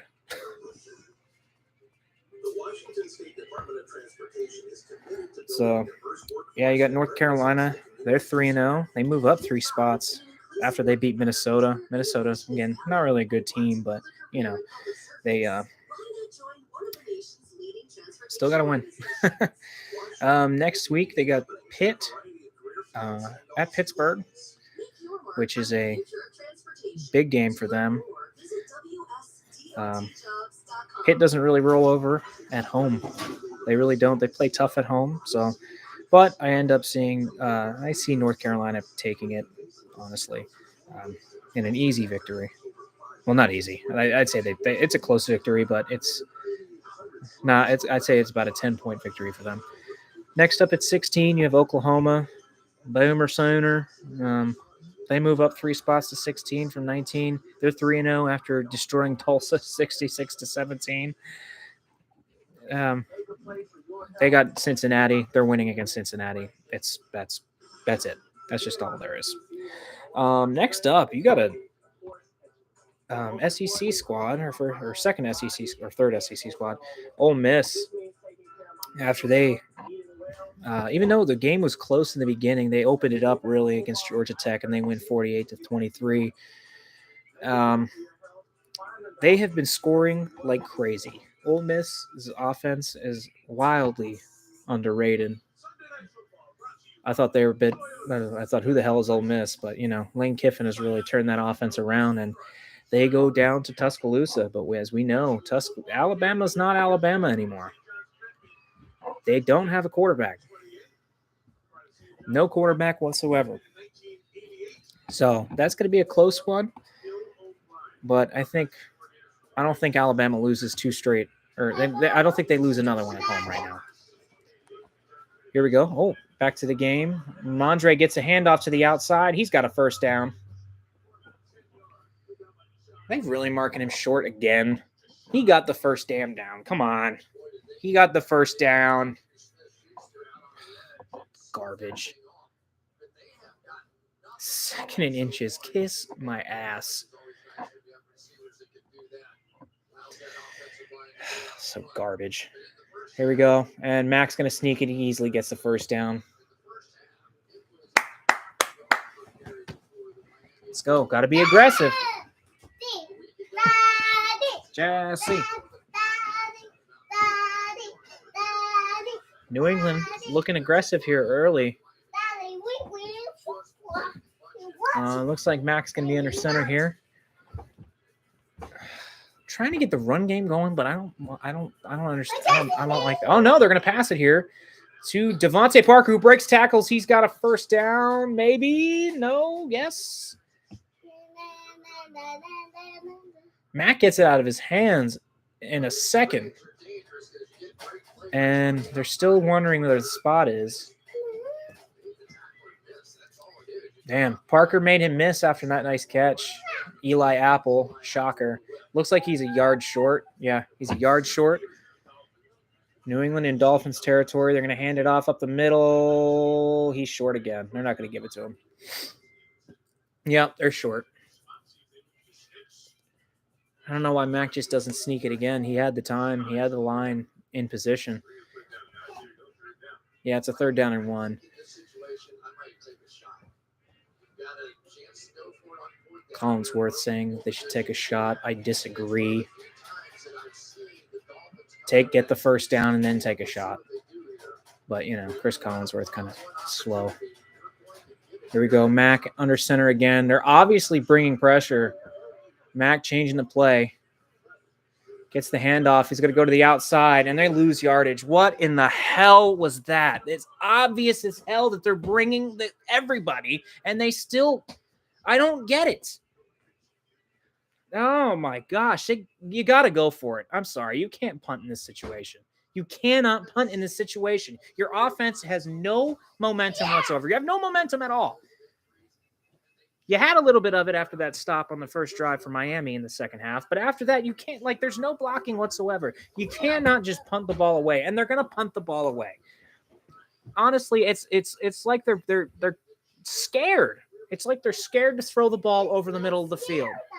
Yeah. Behringer. That's the punter's name. They get it inside the 10, but another 10-minute drive of 88 yards or whatever. I don't get it. I really don't get some of the play call. It's like they're afraid to put the ball in Mac Jones's hands. Every fucking time.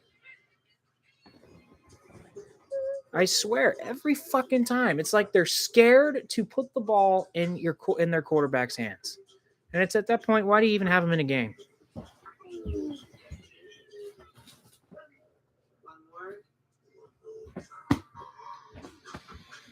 Fucking stupid play calling. And it's honestly, they're calling the game like they're scared. You all right? Okay. You gotta be careful where you're walking, okay? Well, back to the rankings, top 25 rankings.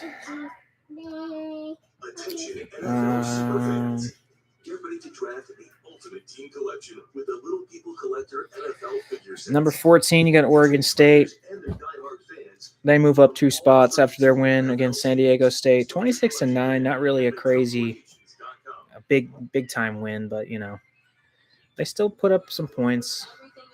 Again, they got Washington State. I say that's a toss-up game. Pac is just a weird conference, especially this year. Moving down 3 spots, which I'm not surprised of, but the only reason why they didn't move down more is because they're Bama. But Alabama, they were not good. They started their backup after they decided to go a different route because of, I believe Milroe was struggling. but especially against Texas. But I mean, this offense is one of the worst Alabama offenses I've seen in a long time. Probably since the early Saban years. Probably since 2007 when their offense was okay. They had John Parker Wilson, I believe, at quarterback. Because I mean, even with Blake Sims, they were still putting up points. But then again, they had ridiculous amount of receivers around him. But next week, like I said, they got Ole Miss. I don't think. Okay, we'll watch Mario later. Mommy. Shh. Daddy. Jesse, hush. Daddy. Daddy. Yeah, they are bad. They're very bad. Daddy.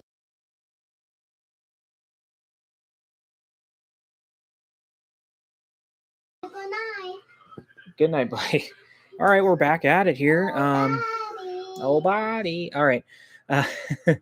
Tua gets a captain concussion, takes a snap. He's going to go quick to the sidelines to the tight end. I think that's Croft. I don't know their tight ends. A bunch of no names. So it's about a gain of 9 in like a heartbeat, like just quick 9 yards. So they're rushing everybody to the line of scrimmage. Tua in the backfield, nobody there with him. Obviously going to be a quick throw. Another movement for the tight end. It's honestly child's play. If they're running the same shit, they are running the same damn shit. That's all they're doing. And New England is not adjusting. Every time you see the tight end move and they're getting the runner who is in his position, covering the man in the slot to follow, or they just let him go. And it's easy. It's literally a first down or a 5 to 10 yard gain every single play. I'm still waiting for a miracle of when, hey, Bill, are you going to make the adjustment?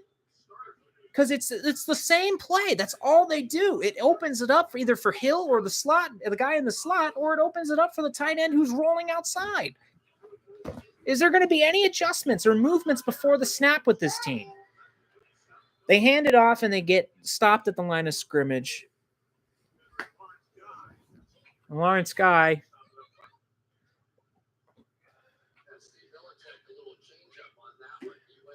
Mommy.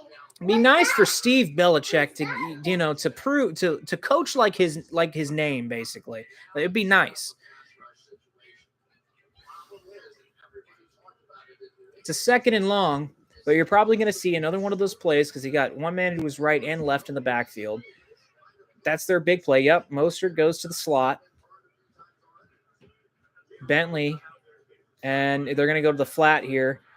And breaks one tackle, breaks another tackle. And again, just you had a guy in the backfield and you still let him get 6 yards. They're not winning a game that way.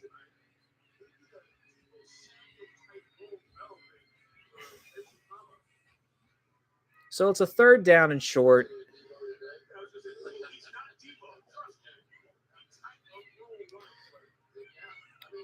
Smythe was the tight end's name. Smythe is always rolling to the outside, which is opening up for the guy in the slot, which is most likely going to be Tyreek Hill, and which has been Tyreek Hill most of the night.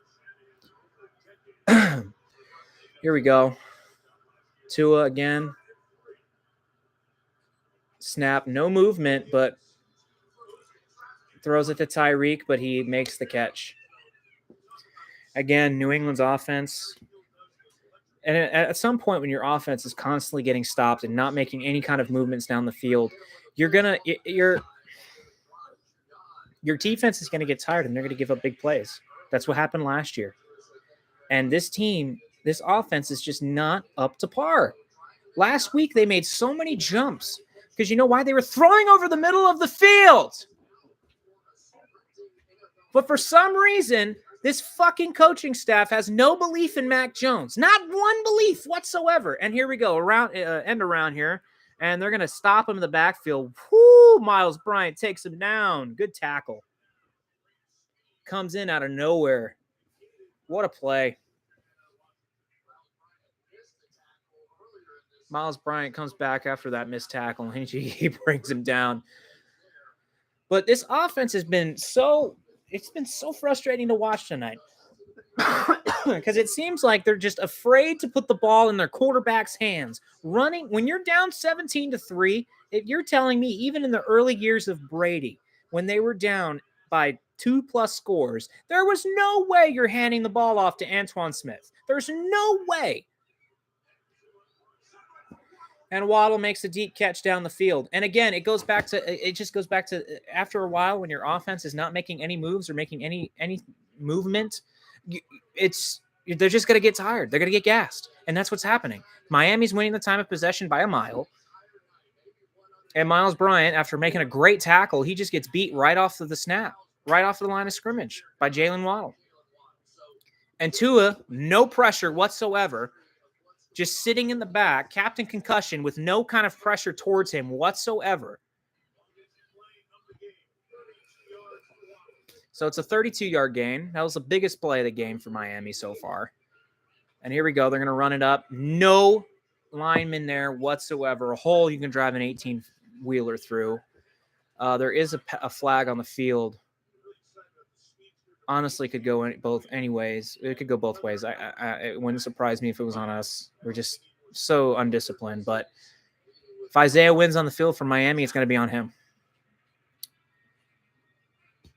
See Miles Bryant sort of coming in like right at the point where the back hit the ground. And still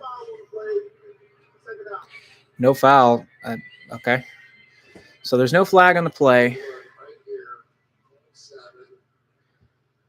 Looks like Bryant got in on a helmet. Looks like his shoulder, or it looks like he went low with his head, and obviously the ref got flag happy and threw it. But then after discussion, I guess they picked the flag up. Doesn't matter. They're going to score in the next 2-3 plays anyway. All right, concussion back, hands it off to the outside. Another play. No stopping this team whatsoever. But luckily there's a flag that's going to bring them back on a hold. Most likely on Isaiah Wynn, because that.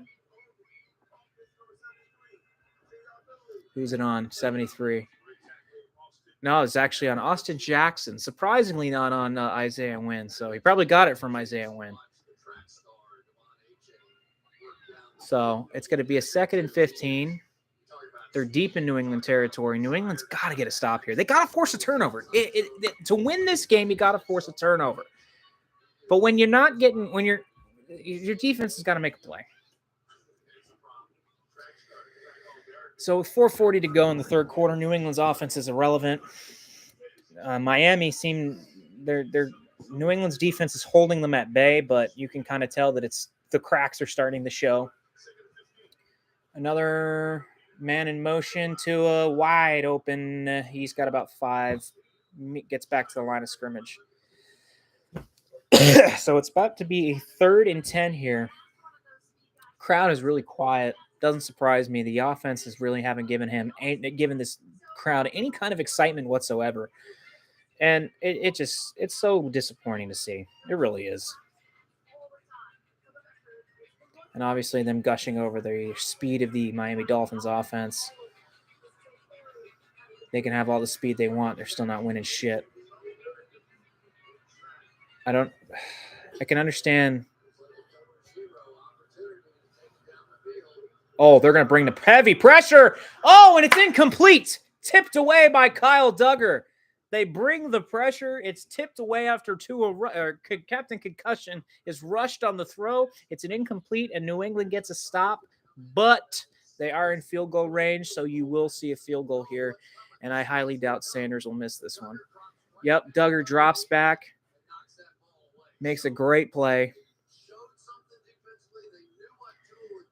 Great tip by Duggar. All right, it's a 49-yarder. Not an easy kick by any means. It's up, and it's blocked.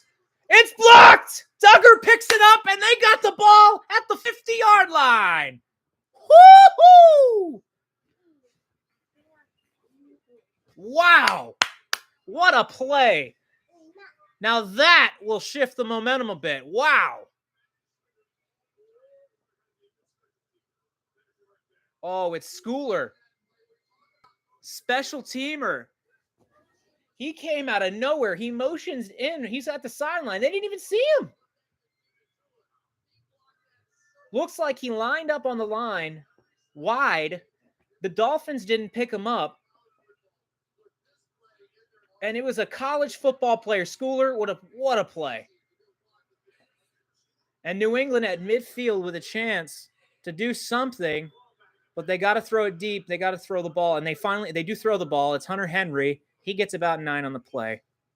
And Mac is saying, hey, shut up. We're going on the line. We're going to no huddle offense here.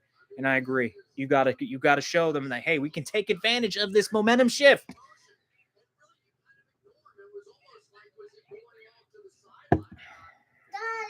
I can't believe that happened. You only see that in college. Mac Jones has the ball, throws it deep. He's gonna throw it out of bounds. Bourne was open, and it was an obvious miscommunication there, I think, on the route. So it's a third and short now. Brendan Schooler has been one of the best special teamers in the NFL.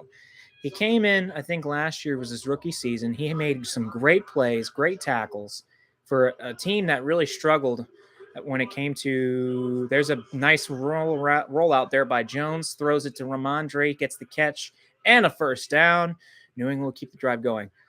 Schooler, though, came out of nowhere. I think he was one of those undrafted pickups that New England likes to get in the offseason, and he has really made his presence known, especially for a team that really didn't play well on special teams last year, giving up multiple kickoff returns for touchdowns. I think they gave up 4 last season. We go Mac in the shotgun, obviously passing, changing the play. He sees something different. 2 receivers to the right, 3 to the left. Here we go. Takes the snap. He's looking. He's going to fire it deep in the air. It's caught, but it's out of bounds. It's a catch in college, but not in the NFL, folks. Kendrick Bourne makes a great grab along the sidelines, but obviously incomplete. Can't get his feet in. Got 1 foot in, though. If it was college, I'd be jumping off out of my seat here. So it's a 2nd and 10, a manageable second down. They, again, are in field goal range, but in a situation like this, late in the third quarter, you just got your momentum here. You've just got momentum back. You need to get a touchdown here. Yeah, buddy. Oh, Bourne has the catch. Yes, buddy. It's okay. So it's a 3rd and short now, an 8-yard gain from Kendrick Bourne on the play. They got, I'd say, sneak it. It's been very successful. No pitching to the outside since New England has had immense problems of setting that edge. And it looks like Miami's going to bring the heat here, and they do. But Ramondre, it's okay, buddy. Skeleton, yeah, I know. Stevenson does get the first down. Nice run up the gut. Stevenson's coming off, so it looks like they're going to put in Zeke in the backfield with Mac. Okay, give it to Mama. Yep, Zeke's in the game now in the backfield with Mac.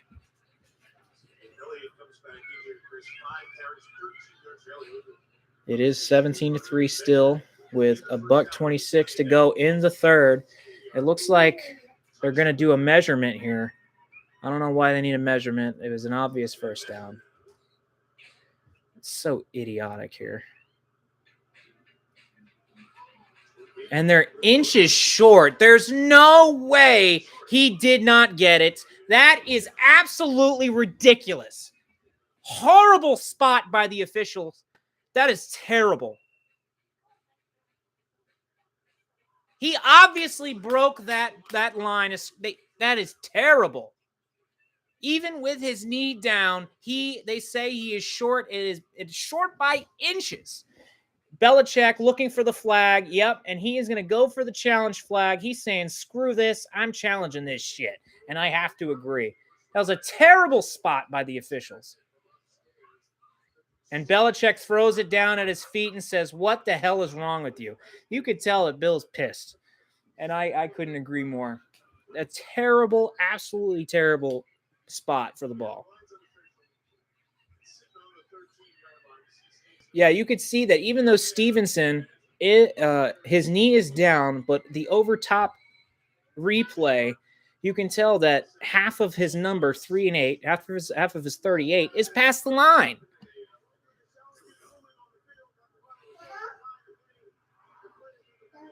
And the play is obviously under review. And Bill obviously not happy. Never really is happy when he's throwing that flag down.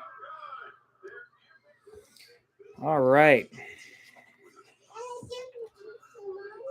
Yeah, go give it to Mama, buddy. All right. At number 12, going back to the top 25, number 12 is LSU. They move up 2 spots and jump ahead of Bama. Yes, they're 2-1, but they've won 2 straight after that disastrous showing against FSU. They beat Mississippi State, and they didn't just beat them; they beat the living hell out of them.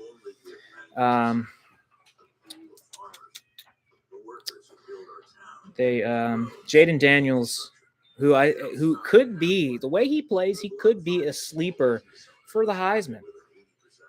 He really could.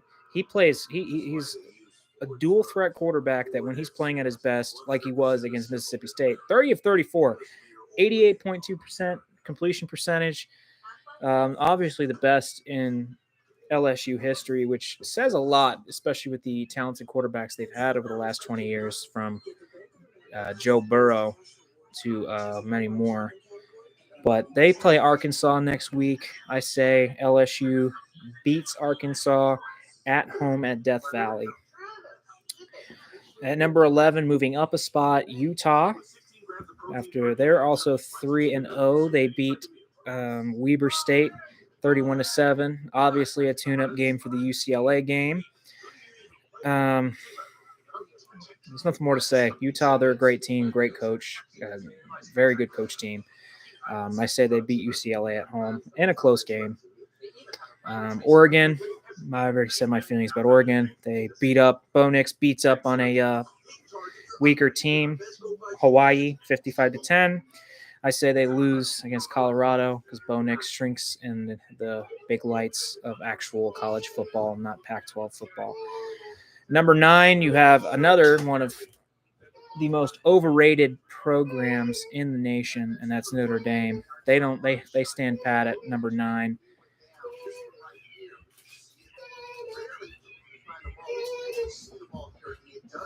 Hello, Daddy. And it looks like We need a moving back. Yeah, I see, buddy. And they say it's not enough to turn it over. You know what? I can't stand these guys. It's absolutely ridiculous. And it's an obvious first down for the Patriots and Mac Jones. All he's got to do is hold on to the football. He does. It is a 1-yard gain. And there is a flag. I think Miami jumped. Looked like they jumped. So it's a first down either way.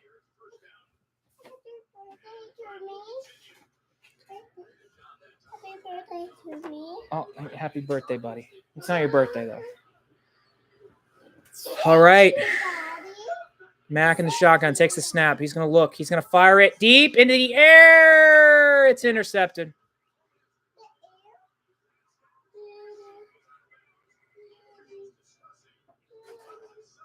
He pushes him out of bounds. Pushes his receiver out of bounds.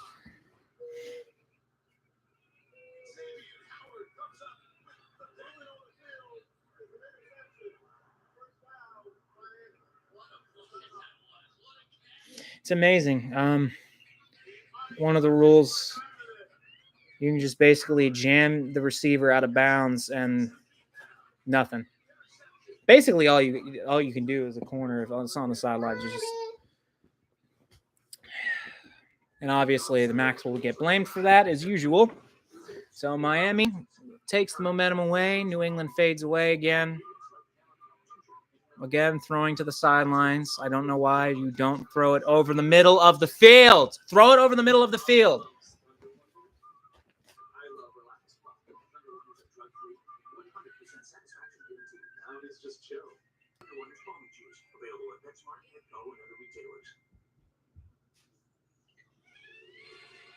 This is not the first all-electric car.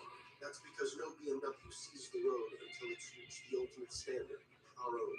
A standard that demands that every BMW drives and feels exactly like a BMW should. Unparalleled performance, powerful by electric engineering. But isn't that what you'd expect from the ultimate electric driving machine? Build your own electric BMW today. Subway refresh their ingredients. All right, now before I go full rage here, since New England is continuing to disappoint me, Notre Dame, another overrated program. They beat Central Michigan. They play Ohio State. I think Ohio State smashes them. Nothing more to say. And then you have the Huskies at number 8. They also stay in their 8th position. They beat Michigan State in a blowout. I mean, I'm not surprised. That team they beat was not very good. They're in kind of a mess right now with their coaching staff.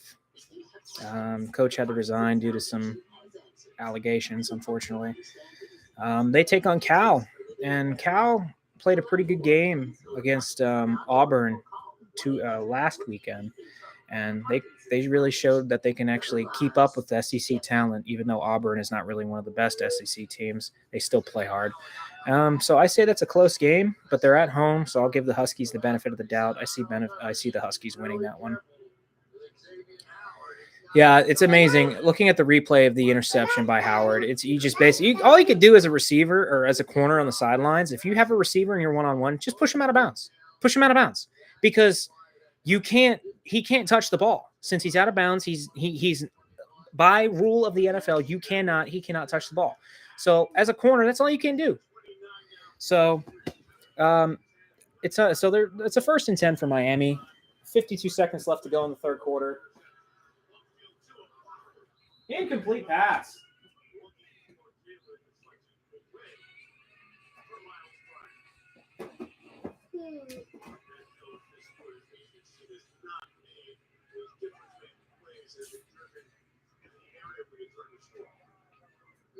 Every time that Mike McDaniel gets in a tough spot, he knows what Tua loves to do, and that is that play right there. The slant, real flat. Right 2nd and 10. The ball was tipped up in the air, but obviously fell harmlessly to the turf.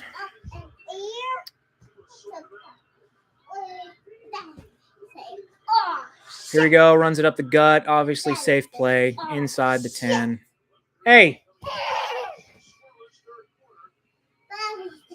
Oh, shit. Hey. Oh, Jesus. Don't say that word. Only Daddy can say that word. Hey.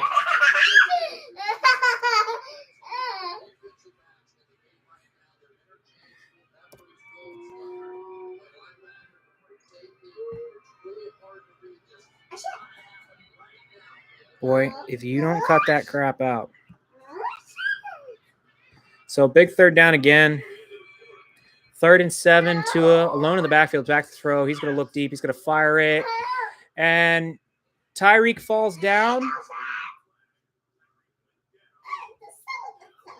Tyreek did go down. There is no flag. I think Tyreek just slipped. Sorry, Dan, you're not getting any points on that one.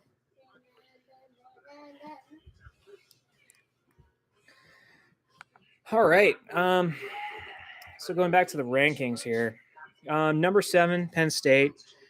Growing up there in Pennsylvania for a little bit of time when I was younger, I really didn't like them, obviously, being a Gator fan. Well, I was in enemy territory, but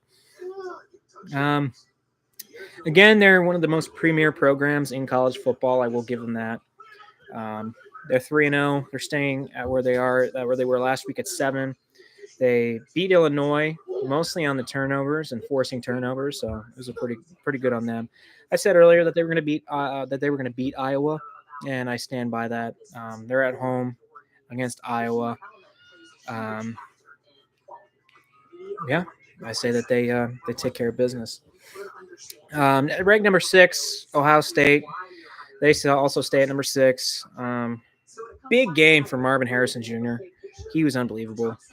I mean, five catches, $126. He was the big man on offense. He was their big man on offense. And hey, what's up, Tony? What's up, Pincus? Ohio State, they beat Western Kentucky 63-10. I say they destroy Notre Dame at Notre Dame. and they kicked the crap out of Notre Dame like they should. Number 5, USC. They're obviously they had a bye, or they just didn't play. But USC 3-0. Really haven't played anybody. Really don't play anybody. But yes, Notre Dame. Like I said, Notre Dame is probably one of the most, along with Miami, the Hurricanes are probably the most overrated. No, I'm not playing catch right now. They're probably one of the most overrated programs in college football by far, and it's not even close. Nope. Okay, I'm playing catch here. They take on Arizona State on the road. Caleb Williams, I say he continues his run for a repeat of the Heisman, and he beats Arizona State and the clown of Jaden Rashada, who decided to leave Florida for Arizona State. Second Florida quarterback, I might add, that left Arizona State. No, I'm sorry, Pincus. Hey, Matt. Pincus, I say Colorado beats Oregon only because Bo Nix. Bo Nix is a bum. Always has been, always will be. But going on to number 4, FSU, Free Shoes University. They barely get by. Luckily get by Boston College. I'll never say anything positive about them. They play Clemson in Death Valley. Go Clemson, period. I hate FSU. I will never say anything nice about them. They'll win the national championship, and I'll still hope that they lose every game. Douglas on the return. Great catch on the return. It was really a bad spot for him to catch it. Really could have gone really poorly for us. Free crab legs. Yes, that's right. Yeah, there's a saying for Gator fans that we never understood why Jameis stole the crab legs. If he wanted crabs, he's just going to got it from an FSU cheerleader. Number 3, they move up a spot from 4. FSU and Texas flipped. So Texas moves up to 3. Mac has the ball. Here we go. Hands it off up the gut. Stevenson gets about 4 yards on a play. Free crab legs. It's so funny.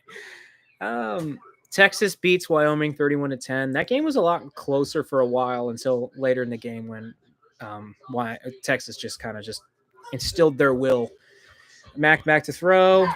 Fires. Wide open. Look at that, folks. What did I say? I say over the middle. And who was wide open over the middle? Hunter Henry with a catch and a first down. It's crazy what happens when you open up the field by going down the middle of the field. It's crazy. It's like I'm right a majority of the time. Yeah, Texas really struggled against Wyoming early on. I think it was 10-7 at halftime. Mac rushed, and a great throw by Mac to Juju. What a throw on the run. Yeah, we do talk about it too much, Pincus. We do, because it's obvious.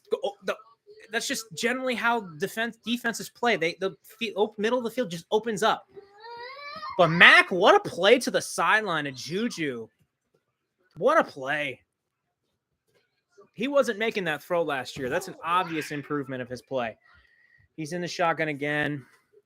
Takes the snap, throws it, he gets sacked. But he holds on to the ball. He gets up immediately, tells the offense, hey, let's get back together. So it's going to be a 2nd and long.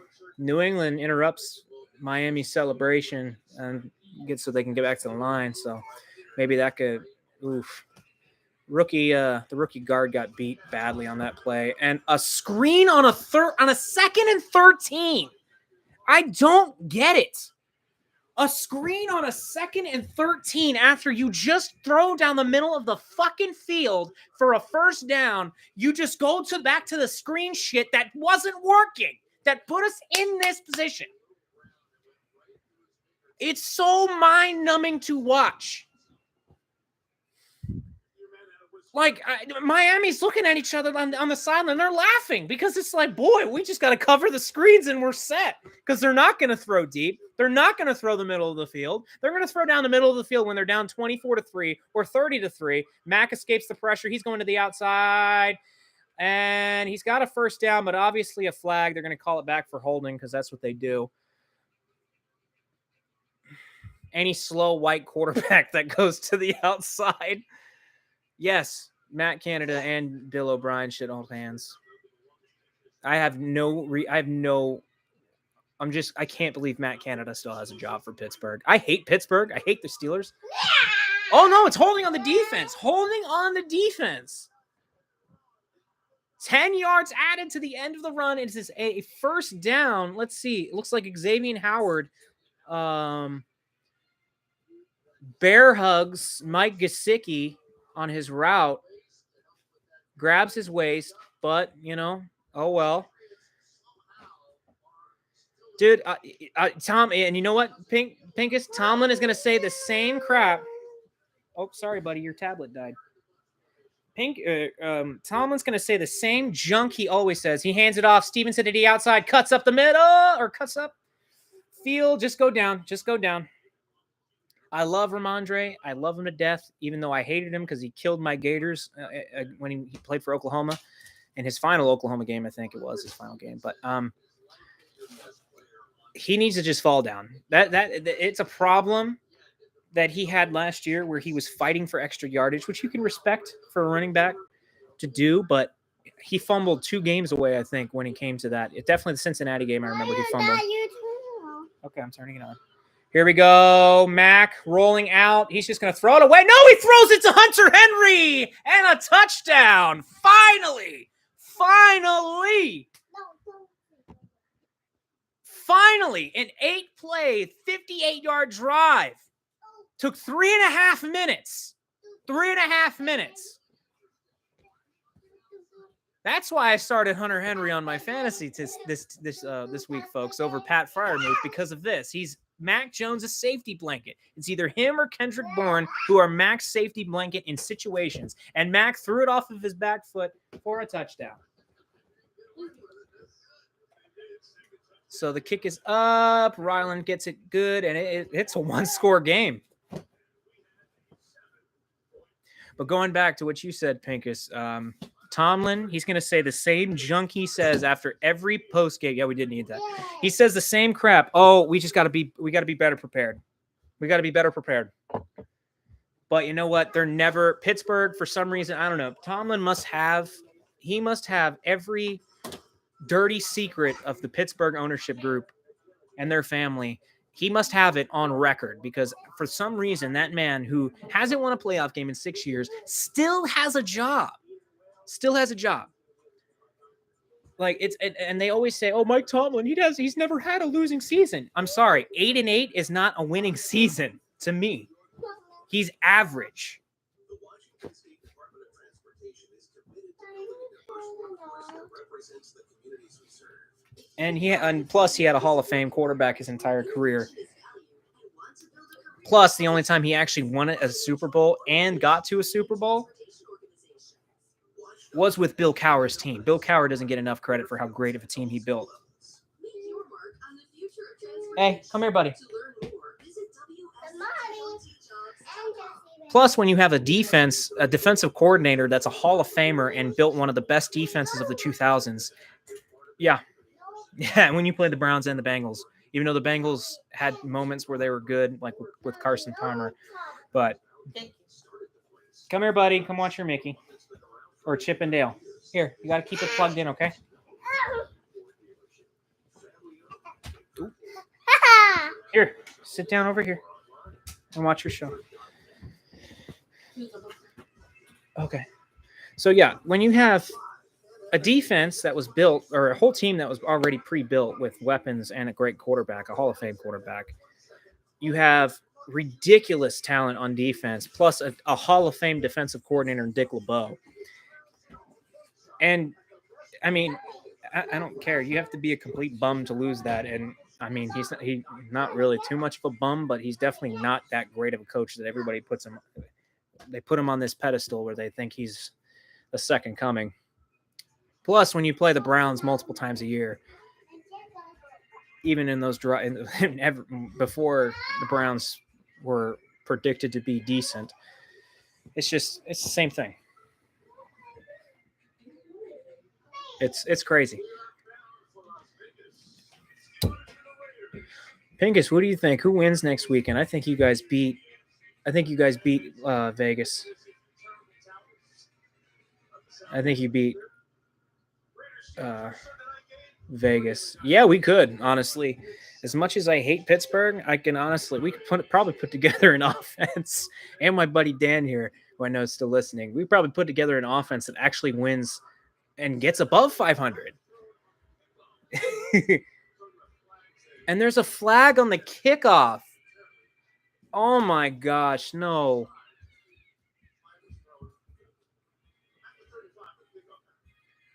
No way, it's on us again.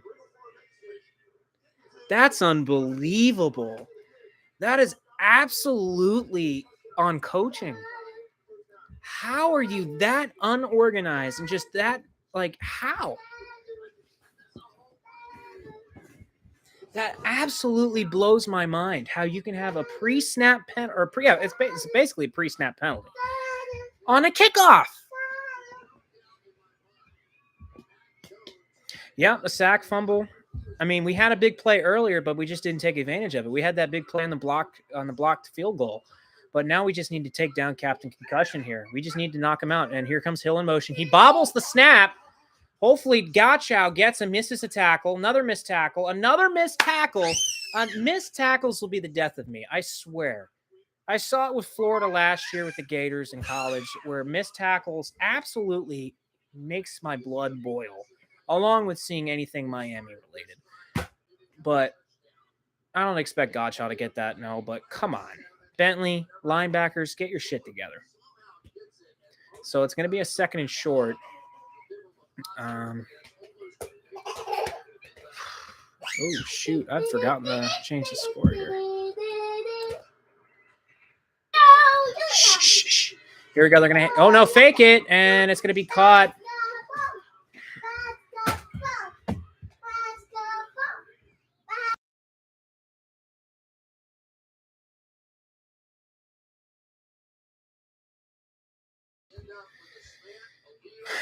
It's just, this offense is so frustrating to watch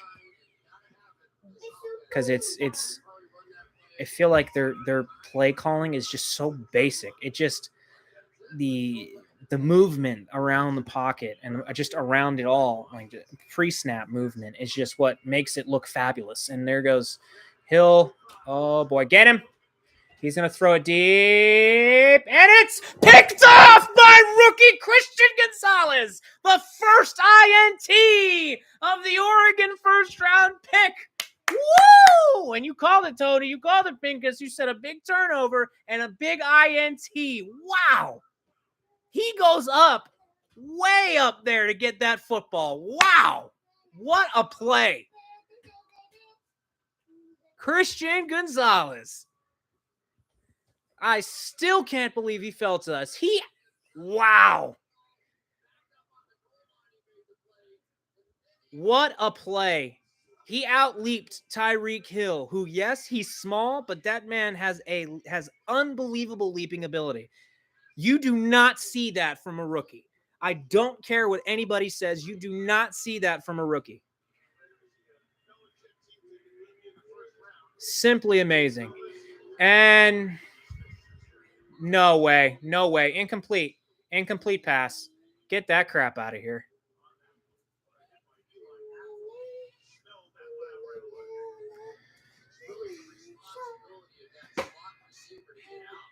That's cringe. All right, again, don't go back to the garbage screens. I don't understand what Billy O'Brien is thinking right now. Yes, go down the middle of the field. Use your tight ends. You signed a tight end last year or 2 years ago to a huge deal, and Matt gets sacked. Oh, my gosh. I'm sorry. That's just so bad.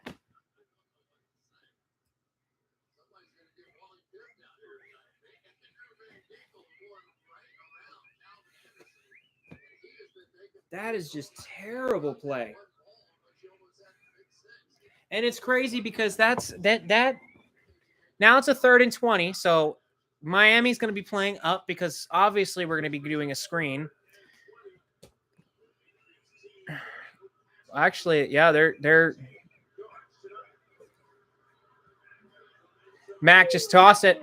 He throws it in the air deep just over the hands, outstretched hands of Gesicki. Oh man. And that terrible offensive possession just ends in a merciful way.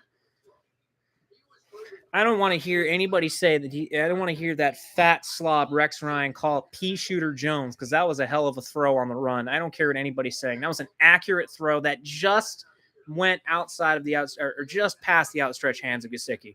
Gesicki was quicker. That is a big catch and possibly a touchdown if he's quicker. Barrios is going to return. He's going to go down the sideline. He gets knocked on his ass, and rightfully so, but he's in Patriot territory. But he's around about the 40, 45-ish yard line, so we'll see what happens here. Defense needs to step up again. If I was a defender, I'd be so frustrated with what I just saw.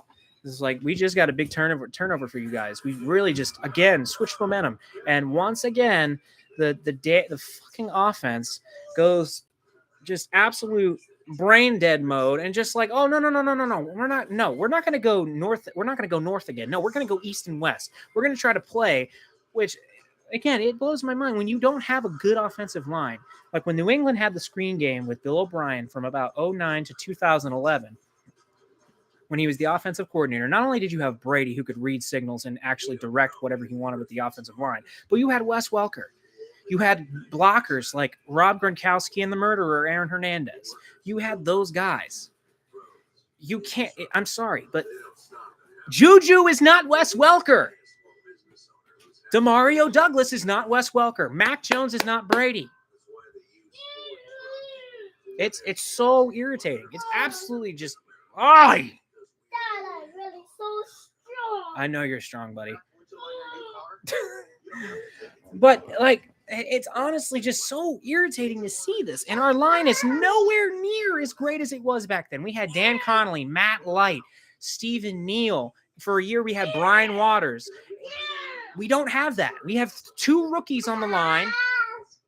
Are you done being loud? Thank you. You have two rookies on the line of scrimmage, flip-flopping and switching, coming in and out.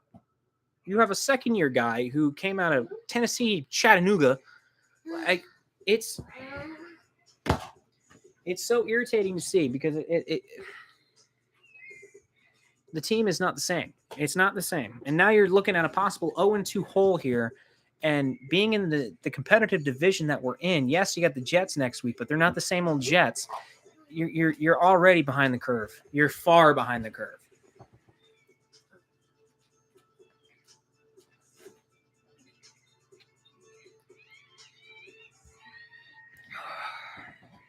Before I lose it. Oh, no. Never mind. Matthew Slater, the greatest special teamer of all time. I believe he made the tackle. Yeah, the Jets did get mollywopped. Jesus. Matthew Slater, at his elder age, still making plays.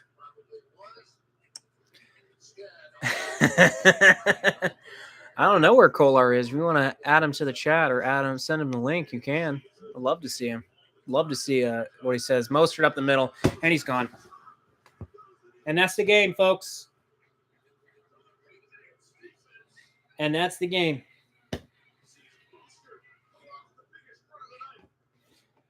Well, I talked to him the other day about the I think it was actually last week during the Texas game. Right up the middle, he's gone. And that's the game. That's honestly the game. But it doesn't surprise me, though. Shh. It doesn't surprise me, though, because when your offense is off the field in 2 minutes, what can you do? What can you do? What can you do? Your defense is going to get gassed, and that's what happens. They get gassed, and that's what's happening right now. And so now all you can do is see that smug little prick Mike McDaniel smile on the sideline like he's done something, even though his team is stacked, and it was stacked before he got there. One team I hate more. There's no team I hate more than anything than the Miami Dolphins. I hate the city. I hate their teams. Miami Dolphins, Miami Heat, Miami Hurricanes, anything Miami, I despise. No.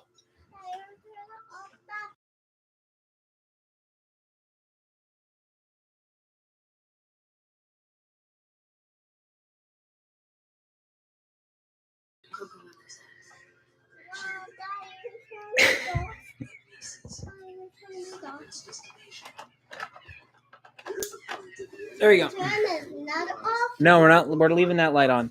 But it's just so frustrating to see.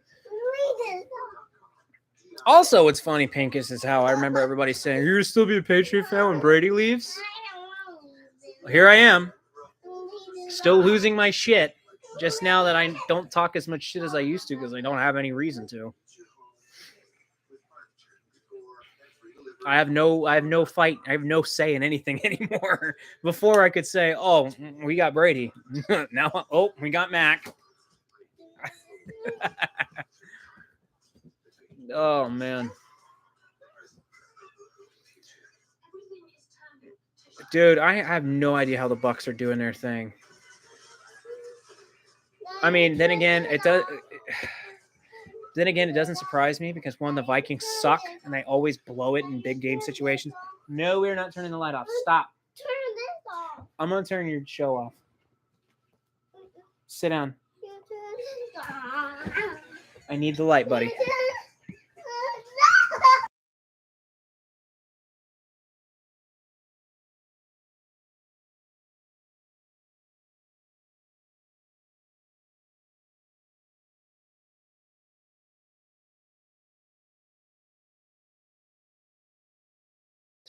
I had hopes for Justin Fields. I thought Justin Fields was going to be good.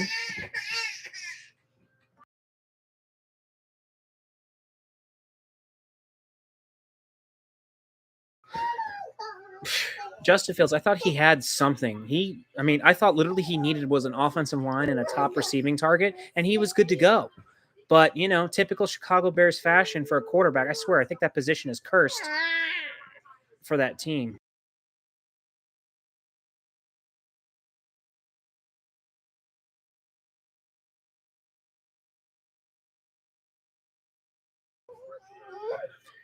So the kick is away, out of bounds again. At this point, they're pushing the kickoff away.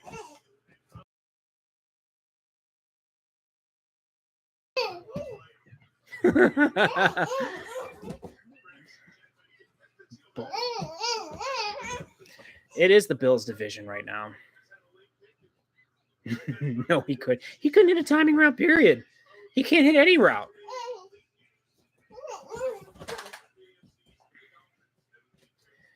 I know we're not. I know the Pats aren't going to win the division. We'll be lucky to get 9 wins at this point. Great catch, great throw. Going to be a personal foul. At this point, honestly, all I'm waiting for, I'm not expecting playoffs anymore. Obviously not expecting a Super Bowl. Are you fucking kidding me? All I'm expecting now is I'm waiting for Bill to break Shula's record. That's all I'm looking forward to now. And just at least common sense football and disciplined football. That's all I'm kind of hoping for now is just watching Bill break Shula's record, even though the old, I don't want to talk disrespectfully of the dead, but even though he's dead, it's still nice to see Belichick break the asshole's record. Screw it. He was an asshole. All he did was whine about Belichick. That's all Shula did at the end of his life. The senile old man did nothing but whine just to stay relevant for his failed tenure towards the end of his coaching career in Miami. Because outside of the perfect season, which is a fraudulent team. I'm sorry, that team is fraudulent. I'll go into that later. Mac, quick throw to Gesicki for about gain of 5 or 6. But outside of the perfect season and the year after, they couldn't get their shit together. And I'm sorry. If you have Dan Marino, one of the greatest, he is the greatest thrower of the football ever. Nobody has a better arm than Dan Marino, and I will die on that hill. But Mac throws it to the side, and they're going to call a flag here. It's obvious right now that they're definitely leading us down the field. Yeah, Arizona is tanking. They're trying to get Caleb Williams, I think, even though if I were him, I'd stay in college because I really don't feel like getting tossed into a bum squad. Pass interference. Yeah, that was iffy pass interference at best. But it's Eli Apple, so, I mean, it could go either way. But yeah, Arizona's tanking, but if I'm Caleb Williams, I'm saying screw that. I'm not going to Arizona. Why would I come out of college early just to get my ass kicked? Yeah, they do, but Arizona hasn't been able to get their drafting right ever. At least not in my lifetime. Ramondre gets surrounded, about 3 guys. I see the no huddle going, but they're desperately trying to get going here. But going back to Shula, I mean, you're a coach who has Dan Marino. Imagine if Bill Belichick had Dan Marino. Like, come on. Mac throwing it deep over the head. It's almost picked, but he overthrows him. So it's a 3rd and 7. It could be a good start. I don't know about 12 Super Bowls, but it could be a good start. But, I mean, who's going to be blocking for Caleb? And when Marvin Harrison decides to get to the NFL and plays against top corners, because I'm sorry, the second worst corner in the NFL on whatever team, so probably Houston, for example, that guy is 10 times better than the corners at the best schools. Oh, what a catch. Devontae Parker with a catch. Nice catch. Good throw. Mac floats it over the middle. Look at that. Another over the middle play. Who would have thought that would have worked? Mac back to throw again. Fires to the side. Good catch by Henry. He's got it. It's going to be a gain of 7.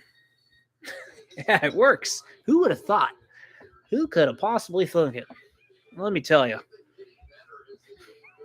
Throwing over the middle. Look at that. The middle of the field is open. There goes Ramondre over the middle, and he has got a first down inside the 20. Red zone football. Red zone football.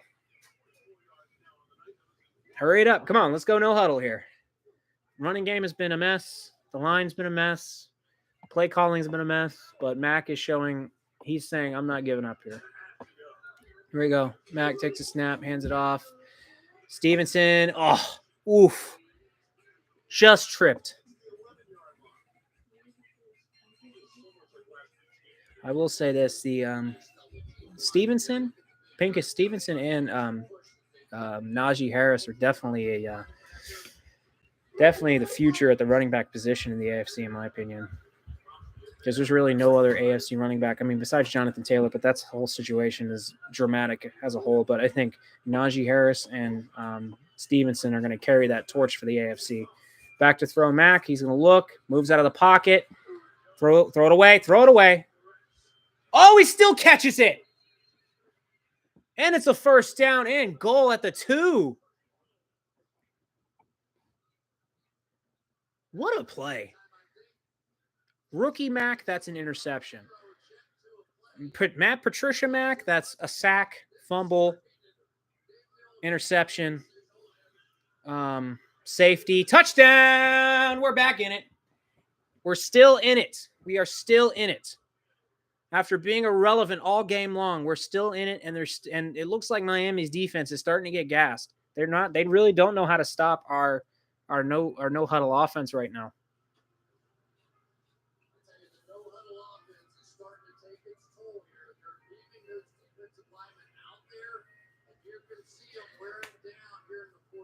What a play.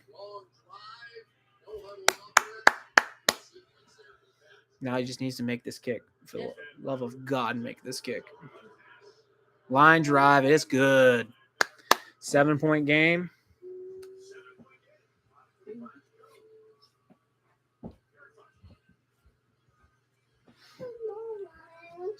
They got to get a stop on either the first set of first. If they give up a first down, they can't give up more than one, in my opinion. They have to get a stop. There needs to be one of those type of crazy Patriot. Yeah, buddy, it's your dinner. But this is where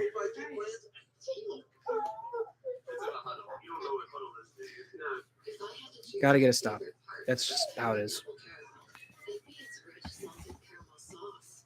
Okay. I was at number 3. At number 2, going back to this, Michigan's at 2. They stay at their second position. They're 3-0, beating Bowling Green 31-6. What more is there to say? Michigan's just, even without Harbaugh and with his suspension and all that dramatic whatnot, they're still going to win. And they play Rutgers, and that's going to be a blowout. Then obviously number 1, as a Gator fan, as it pains me to say, the 2-time defending champs, Georgia Bulldogs. They eke out a win against South Carolina. That defense turned it on in the second half, and now that's the 20th game in a row. They play UAB next weekend, and if they give up more than a field goal, I'll be honestly surprised. Georgia's not losing. I don't think they lose for another 2-3 weeks, maybe. They shut out? Maybe. I don't know. Maybe. It just depends.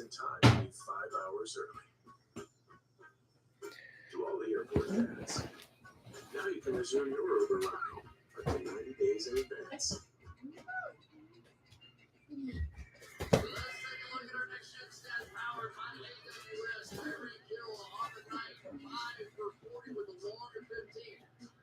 Well, he's been covered. You know who's been covered here? You're going to see number 6 on the block, Christian Gonzalez, out there underneath Tyreek Hill. And some of the toughest coverage, some huge plays right in his hip pocket. So let's acknowledge Christian Gonzalez.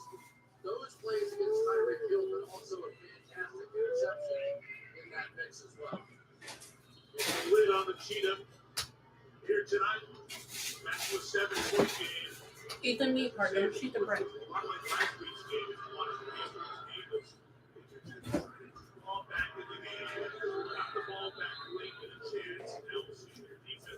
Love you. We'll also see if Simba and the Dolphins can come up with one of those drives that really good offenses are good at. Take with 5.5. Keep it away from the other guys from getting something to win. If not, let them start running the ball. This first down play is really significant. Okay. All right. I am back. So it's the 1st and 10. Big drive, needing a huge stop here.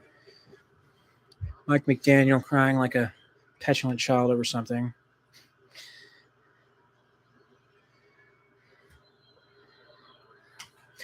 I say you win only because the quarterback is more important than the running back. The quarterback is going to be guaranteed 20 points unless your name is Daniel Jones or Josh Dobbs, whatever. But still, your quarterback is still going to be the most important person.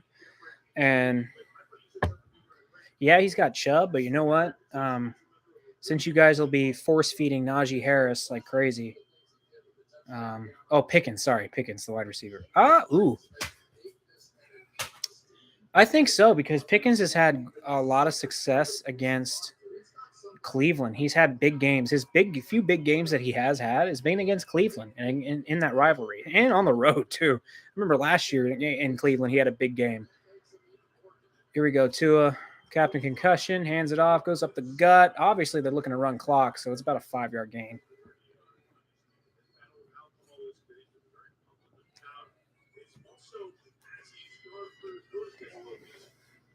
Trust of his players in the locker room because he's shown those vulnerabilities, but also connects with them in a very solid way as individuals. So Mostert, he's got 100 yards on that run. Doesn't surprise me. 2nd and 5.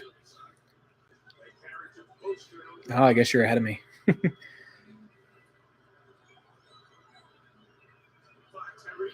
It's the same route, man.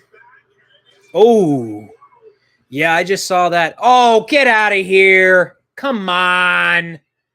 That is not a flag.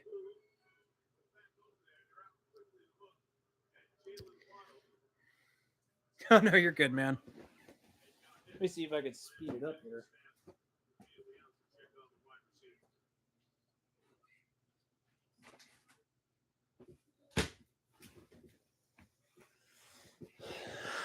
That's such a bang play. Oh, that's just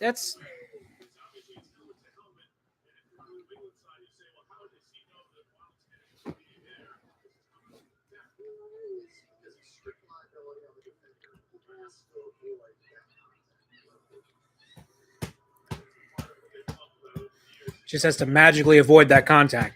I guess he's gotta think ahead. He has to be thinking in the future, apparently. So asinine, this rule. Yeah, Bill is rightfully pissed. It's bullshit. And Mostert can't get stopped. First down. Defense is gassed. Defense is gassed. You know, Mike Gesicki is now playing for the Patriots, and Durham Smythe is in there at tight end. And one of the reasons is that Mike McDaniel knows he has to have somebody that can block on the edge. The edge runs mean everything to this style of offense. And because they just needed a bigger body blocker type of personality, that's exactly why Durham Smythe is playing. 4 minutes to play, and I'm guessing you just saw something I didn't. I'm guessing touchdown. Oh, no. Wait. What's going on? Patriots have 2 timeouts plus the 2-minute warning.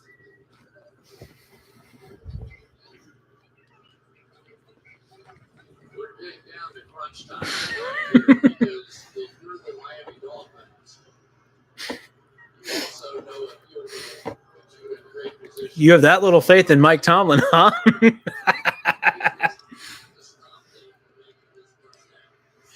This is it right here. We got 2 timeouts. Really no difference.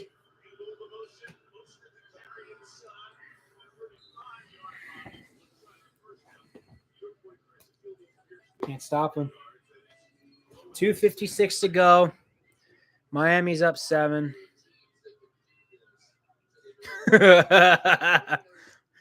Bro.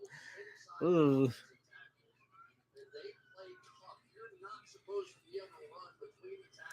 Here we go. Patriots hoping for a miracle stop here. They have 2 timeouts and the 2-minute warning, but if they do give up this first down here, it's going to make it a lot harder. That touchdown by Mostert might have been the killer right there, along with the interception. He fumbled the football. And he gets stopped. He is stopped. He fumbles the snap. Now that Miami has a chance, do they trust their defense here to? Wow.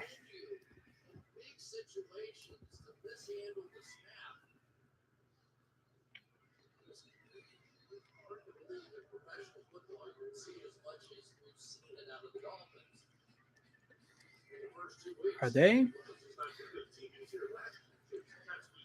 Yeah, it is to go for it, but I mean, I don't know. I feel like it's a fake here. I feel like it's a fake. I feel like they're going to pull some crazy shit out of their ass here. Let's see. Hope for the best. He's probably going to make it, my luck. Here we go. This is the game right here. And it's no good. Woo! Let's go. And we're still alive. still alive. And now Mac's going to prove to every New England fan that, hey, I can lead the team down the field. This is the biggest thing with Patriot fans right now. And I know it's probably the same thing with Pittsburgh fans probably. When Pickett has a chance to drive down the field for a big touchdown or a big field goal, or just overall just to try to tie the game or take the lead, Pittsburgh fans are incredibly hard on him. Same thing with Pats fans. Mac here needs to prove that he can be that guy. Nice pass, quick over the middle. I like it. Gain about 5, so a no-huddle offense here. And then they're going to take it to the 2-minute warning.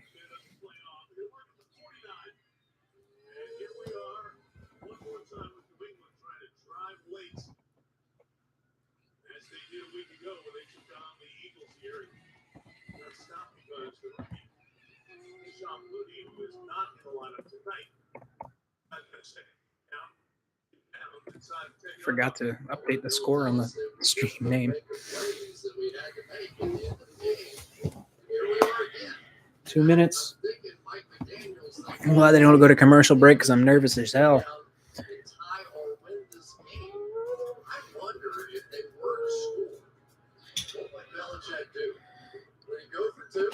I don't think Belichick goes for 2.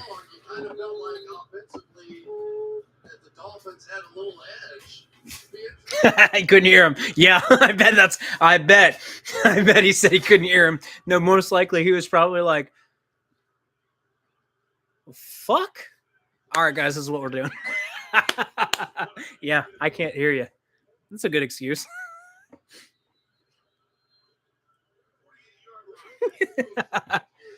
All right, Mac alone in the backfield. Stevenson in motion to the wide part, bottom of the screen. Mac back to throw. Quick throw. Kendrick Bourne, baby. First down.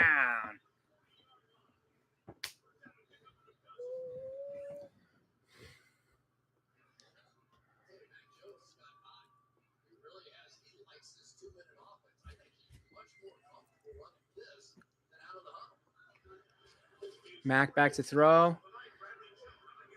Shit. Bro, you got to be better, man. You got to be better at protecting your quarterback. How the hell is he? That might kill the drive right there. 1:20 and they're at midfield. I don't know if they could score here, but we'll see. Mac in the backfield. If they run the ball here, I'm going to lose my fucking mind. Okay, obviously he's not. Okay, it's extra blocker. I like that. Mac rolling right. Throws it. Nice catch. No. Shit.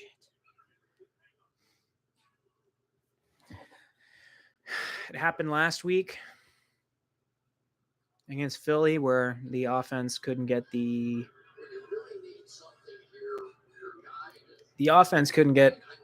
protect Mac when they needed to. If Bill calls a fucking east-west bullshit screen, I'm gonna lose my shit. 3rd and long. Back to throw, Mac. Thank God it's not a screen. He's going to throw it over the middle. It's caught. It's caught. He's got it. Mac calls a timeout. I like it. I'm going to talk it out with Bill and Bill and Bill.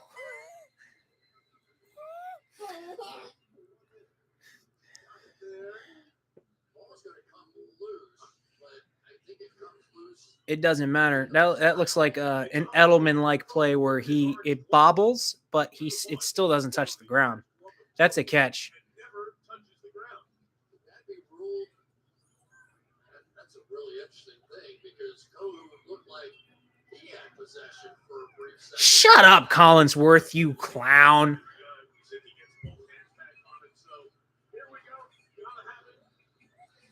4th and 4, please. Gosh, get this, please. I like the fact that they put Stevenson in as an emergency blocker. Back to throw. Mac throws it high.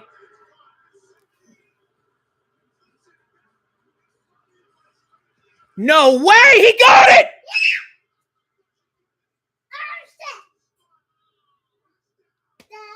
just happened here?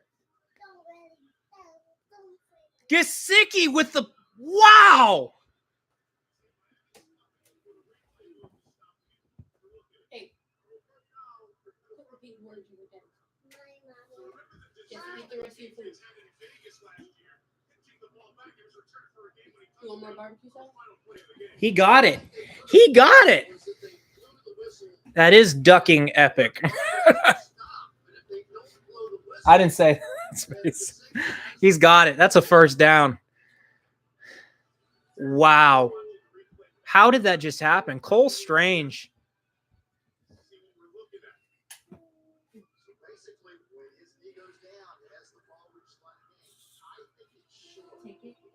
Oh, shut up. No, it's not short. If it is overturned, it's fixed.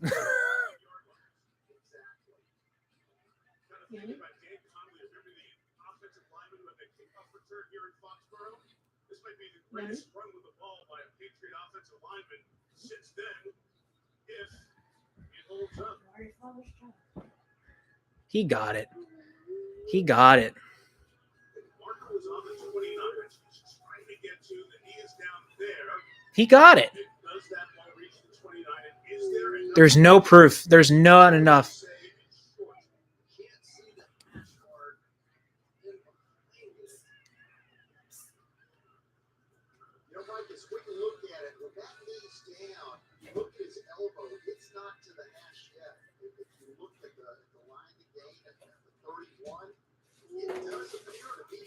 No, it's not short. No way they're taking this from us. No way. Shut up. No, they don't. It doesn't matter if the nose is across. They're going to screw us.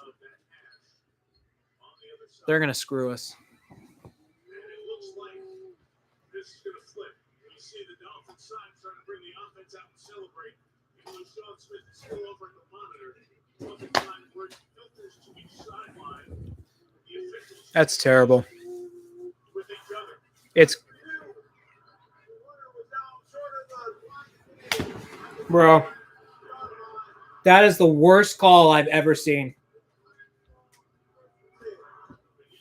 Well, it's okay. Captain Concussion, who's been put on a pedestal all year by every NFL media person, every possible way. They have been praising Miami. They've been praising Miami and desperate for this bum franchise to have any kind of success whatsoever. They've been praising Miami. I remember when they said Miami was going to be great with Chad fucking Henne. And again, what is the point of it's so crazy? He got it. He got it. But it's okay. Miami won. So you know what? They're going to have a battle with Buffalo. Captain Concussion's going to go down again. His brainstem is going to fall off or just go apart because that's what it does every year, midway through the year. And then we're going to see if Miami will cover it up again like they did last year. But it's okay. Miami can break every rule. They can talk to free agents beforehand. They could do this. They can hide medical conditions for players. But you know what? If Belichick and the Patriots breathe the wrong way, you're going to see, we're going to take away a first-round draft pick, and Bill's going to be suspended. He's going to get fined $1 million, fine the franchise $4 million. It's ridiculous. But it's okay. Miami's owner can literally contact free agents. He was talking to Brady in the middle of a season. He just don't come to the games. Don't come to the games. They don't lose a draft pick. They don't lose anything. I don't know what it is about the NFL. They've loved Miami. They have always had, I must be South Beach. They must like South Beach so much that they want to do what they can to give them every advantage whatsoever. Unbelievable. That's one of the worst things I've ever seen. That's so terrible and so garbage. I can't believe it. But, it's Miami. Miami can get away with whatever they want. Whatever they want. Unbelievable. I had a feeling that they were going to steal it from us as the game went on by some of the calls they were making. Especially the fact that apparently you can just push the receiver out of bounds and that's it. He can't do anything about it. So New England will fall. For the first time since 2001, New England will be 0-2, and will have to basically save their season next week against the Jets. I think on the road. It's on the road. They'll have to go to MetLife and try to save their season, basically. This is where. Well, thanks for joining me, Pincus. I appreciate it. But next week is the season, basically, for New England. It's whether or not they're going to make it. They're going to make a run at the wild card or not. They're obviously not in it for the division anymore after today's loss, unless some crazy stuff happens where Allen gets hurt. We already know Mr. Concussion's going to get hurt at some point in the season. But damn, that was a tough loss. Hopefully, next week, New England can save it and salvage it. Yeah, it's going to be a big 2 games, though. They go on the road, I think on the road against the Jets, and then on the road to Dallas, which is going to be a very tough game against, right now, they're the best team in football. So we'll see what happens. But for those of you who were with me the entire way and were joining in on and off, I appreciate it. Comment, like, subscribe. I plan on trying to do some post-game analysis for both the Florida game and the New England game later on tonight. So just wait for that. I wouldn't trust Dak either, but that defense is just legit. You can't take away from that Dallas defense. All right, guys. Well, thanks for joining in. See you next week for the stream of the Florida-Charlotte game. Hopefully, I'll be just chilling. Thanks, Matt. Thanks, everybody.